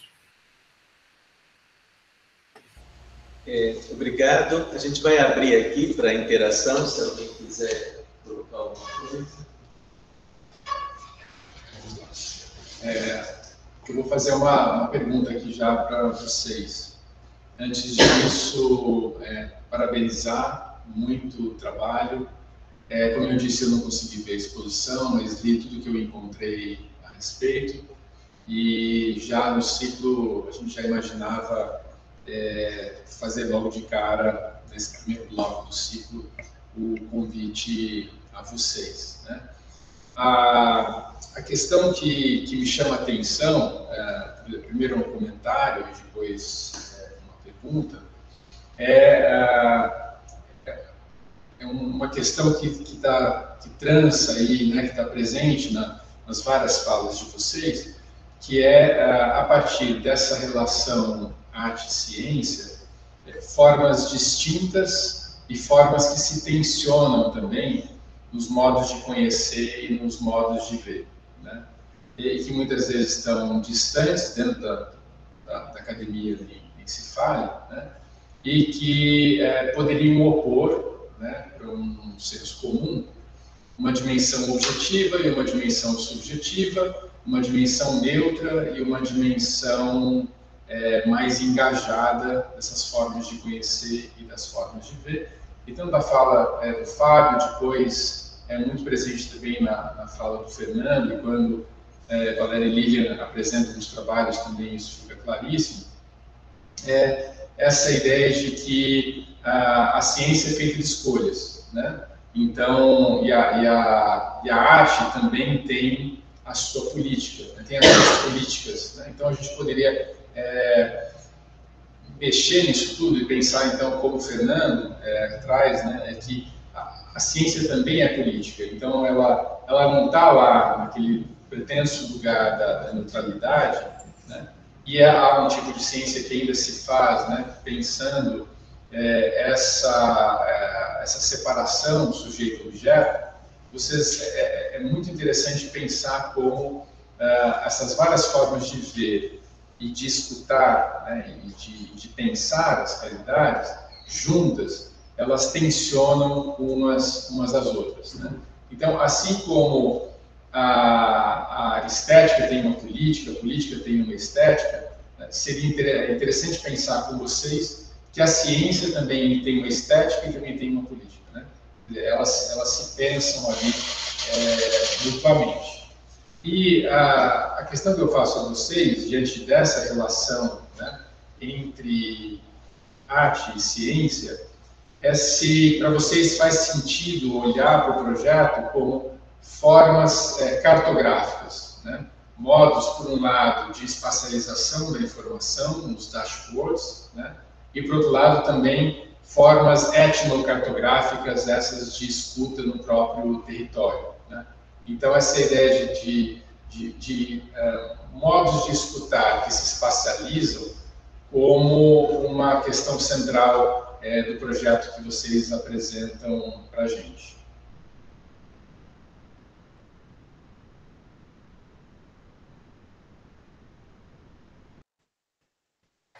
Eu vou começar com um comentário, daí o Fernando talvez. Tá bom. Eu acho que tanto a ciência como a arte, no meu modo de ver, você tem um ato político na sua intenção, né?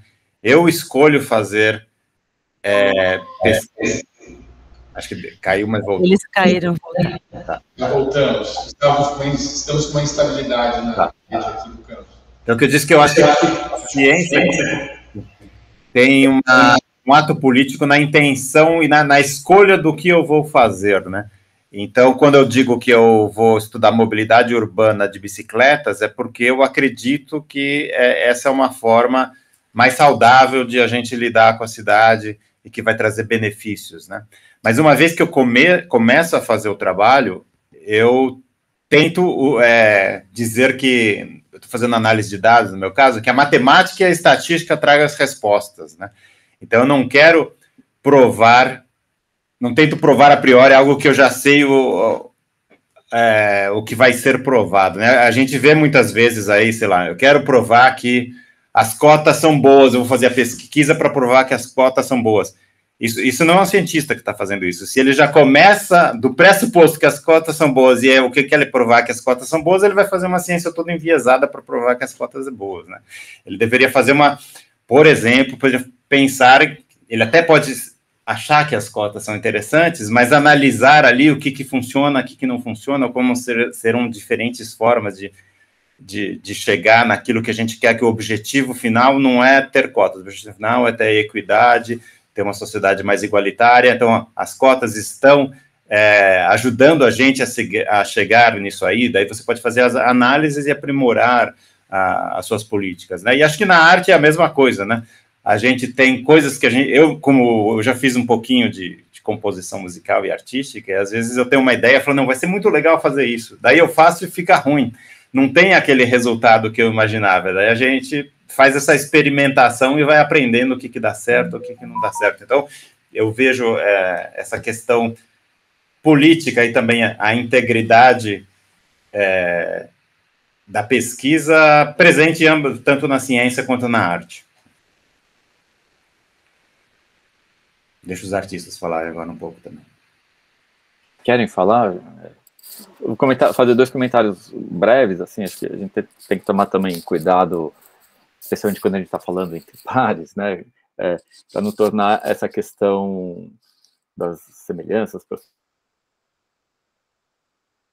ciência, etc., como uma disputa, né? Acho que, ao contrário, a gente pode tem muito a aprender com essas questões. E eu, outro dia, conversando com o Fábio, eu falei um pouco sobre isso. Isso me parece mais uma questão de tendência mais para um lado do que para o outro, do que uma separação explícita entre um campo e outro. E o que a gente tem a nosso favor é um negócio chamado método, né? E a função do método, de certa forma, é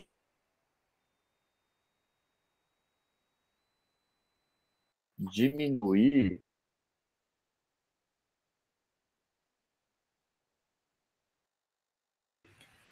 Agora acho que foi a conexão do Fernando Carmo. Acho que você voltou agora, Fernando. Volta. Voltou. Voltou, pode falar. Mas voltou, Fernando. Legal. Bom, eu só queria dizer assim que o método é um instrumento que a gente tem para, de alguma maneira, dar suporte, controlar ou sistematizar essa participação subjetiva do pesquisador em relação ao seu objeto. E o que a gente pode ter é métodos que são mais adequados para um caso ou para o outro, para um objeto que está mais fora, né, mais longe do sujeito, e um objeto que está mais próximo, mais dentro do sujeito. Às vezes eu digo assim que quando a gente trabalha com ciências humanas, e dentro das ciências humanas as artes, né, a gente sempre é sujeito do nosso próprio objeto, né? A gente é como se a gente estivesse olhando para dentro do próprio olho, de alguma maneira. E o método ajuda a gente a criar essa separação. Então, mas acho que a grande questão é não tornar isso como sim ou não, podemos fazer isso ou não podemos fazer isso, mas é como é que a gente aprende com diversos métodos, diversas metodologias a fazer interações que sejam interessantes tanto para a arte quanto para a ciência.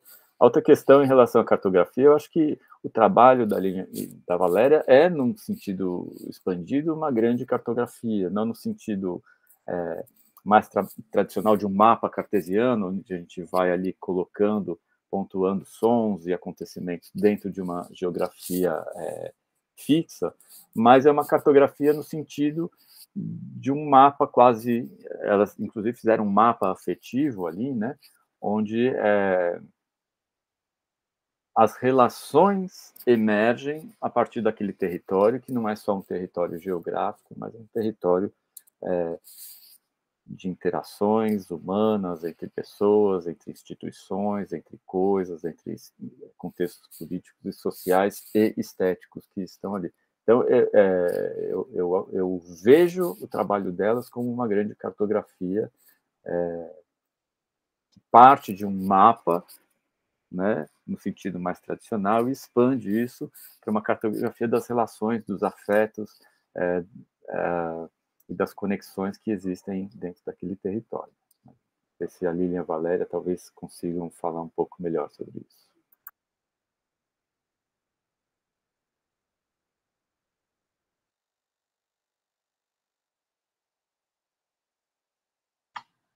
Eu não sei se eu teria muito a acrescentar, não. Acho que essa percepção do Fernando é o que a gente sente mesmo, né? Teve uma cartografia que se fez num gesto de cartografar, né? Então, esse verbo cartografar, ele tem um processo, né? E a cartografia tem a ver com isso, né? Nessa diferença entre mapa e cartografia reside essencialmente a ação do fazer, né? Do traçar, né? Do traçar as rotas que não estão ali já delineadas, né? Então, se a gente for aí na base da ideia de cartografia, que já estou pensando um pouco até em Guattari, indo um pouco por esse lugar, assim. Então, essa ideia do cartografar, né? Então, um pouco ali, acho que nada intencional, acho que como a Lilian disse, a certa altura a gente teve uma atitude muito experimental, mas vejo que estivemos ali um pouco como cartógrafas, né? Mas nesse sentido dessa cartografia onde o cartógrafo se implica, né? E vai traçando nessas relações aí, vai um pouco abre, né, os poros, agora estou pensando também na sua Ronick já. Então, abre, né, se abre aos afetos, aos encontros, e a partir daí vai tentando traçar essa rede, né, de relações, de possíveis, né, que não estão claramente posicionados, assim, a priori, para você ir lá e simplesmente coletar, né, são coisas que vão se configurando, inclusive com a nossa participação, né? Então, essa cartografia, ela passa também pelo nosso agenciamento ali como cartógrafas, né? Como a gente ia contando para vocês, várias das conexões, nós também estivemos implicadas, né?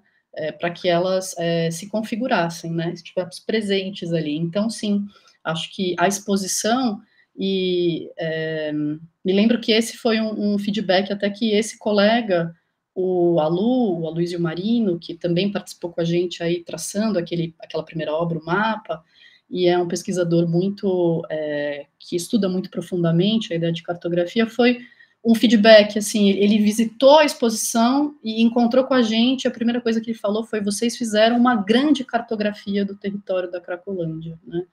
Então, e acho que foi muito o que a gente sentiu também, a nossa percepção, né? Uma cartografia que é afetiva, uma cartografia que foi construída a partir das relações, das interações, mas majoritariamente a partir da escuta, né?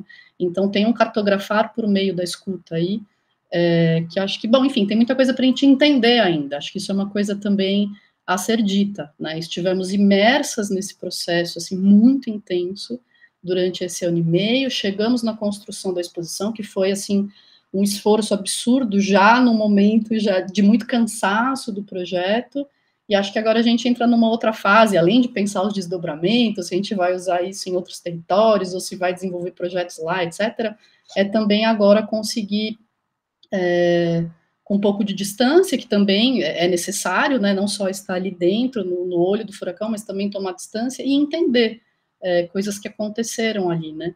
Então, quando o Fernando traz, assim, essa análise, é bom de ouvir também que a gente vai se entendendo, né? Vai podendo se situar num processo que a gente fez e que acho que, inclusive, temos agora um artigo para escrever que acho que vai nos ajudar muito nisso também, agora colocar em palavras e de maneira um pouco mais... voltar também para a palavra, para o texto, né? Que também tem a sua... importância como método de organização do pensamento, a gente não abre mão disso também, né, apesar do envolvimento com a pesquisa artística, também nos interessa muito a reflexão crítica, a palavra, o conceito, né, e agora tentar entender um pouco isso. Eu acho que a ideia de cartografia, ela é bastante importante para entender esse projeto, sim.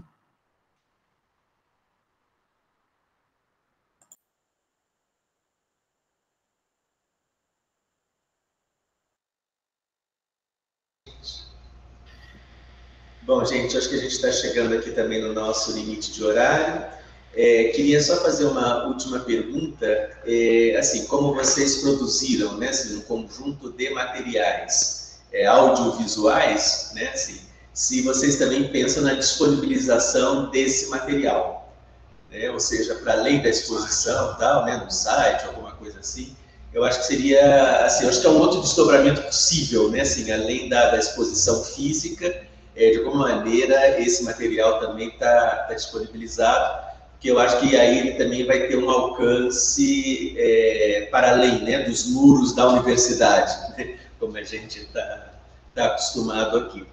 E também, assim, eu acho que pela própria fala de vocês, né, assim, ela é bastante instigante, então... geralmente gera, né, uma vontade da gente ter acesso a esse material para poder pensar junto, né, refletir junto. Então fica aí também a sugestão.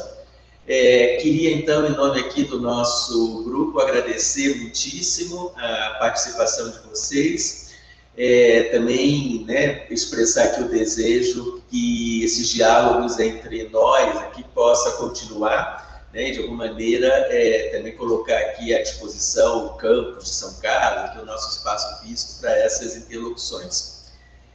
Não sei se o Davi também quer colocar alguma questão. Então, mais uma vez, agradecendo ao Fábio, Fernando, Vanessa, Lilian, a Valéria, desculpe, essa colaboração aqui com a gente. Obrigado, gente. Boa noite. Muito obrigada. Obrigado, gente. Boa noite. Prazer estar aqui. Boa noite. Obrigado. Obrigado. Um abraço. Obrigada. Obrigada, pessoas. Obrigada aí.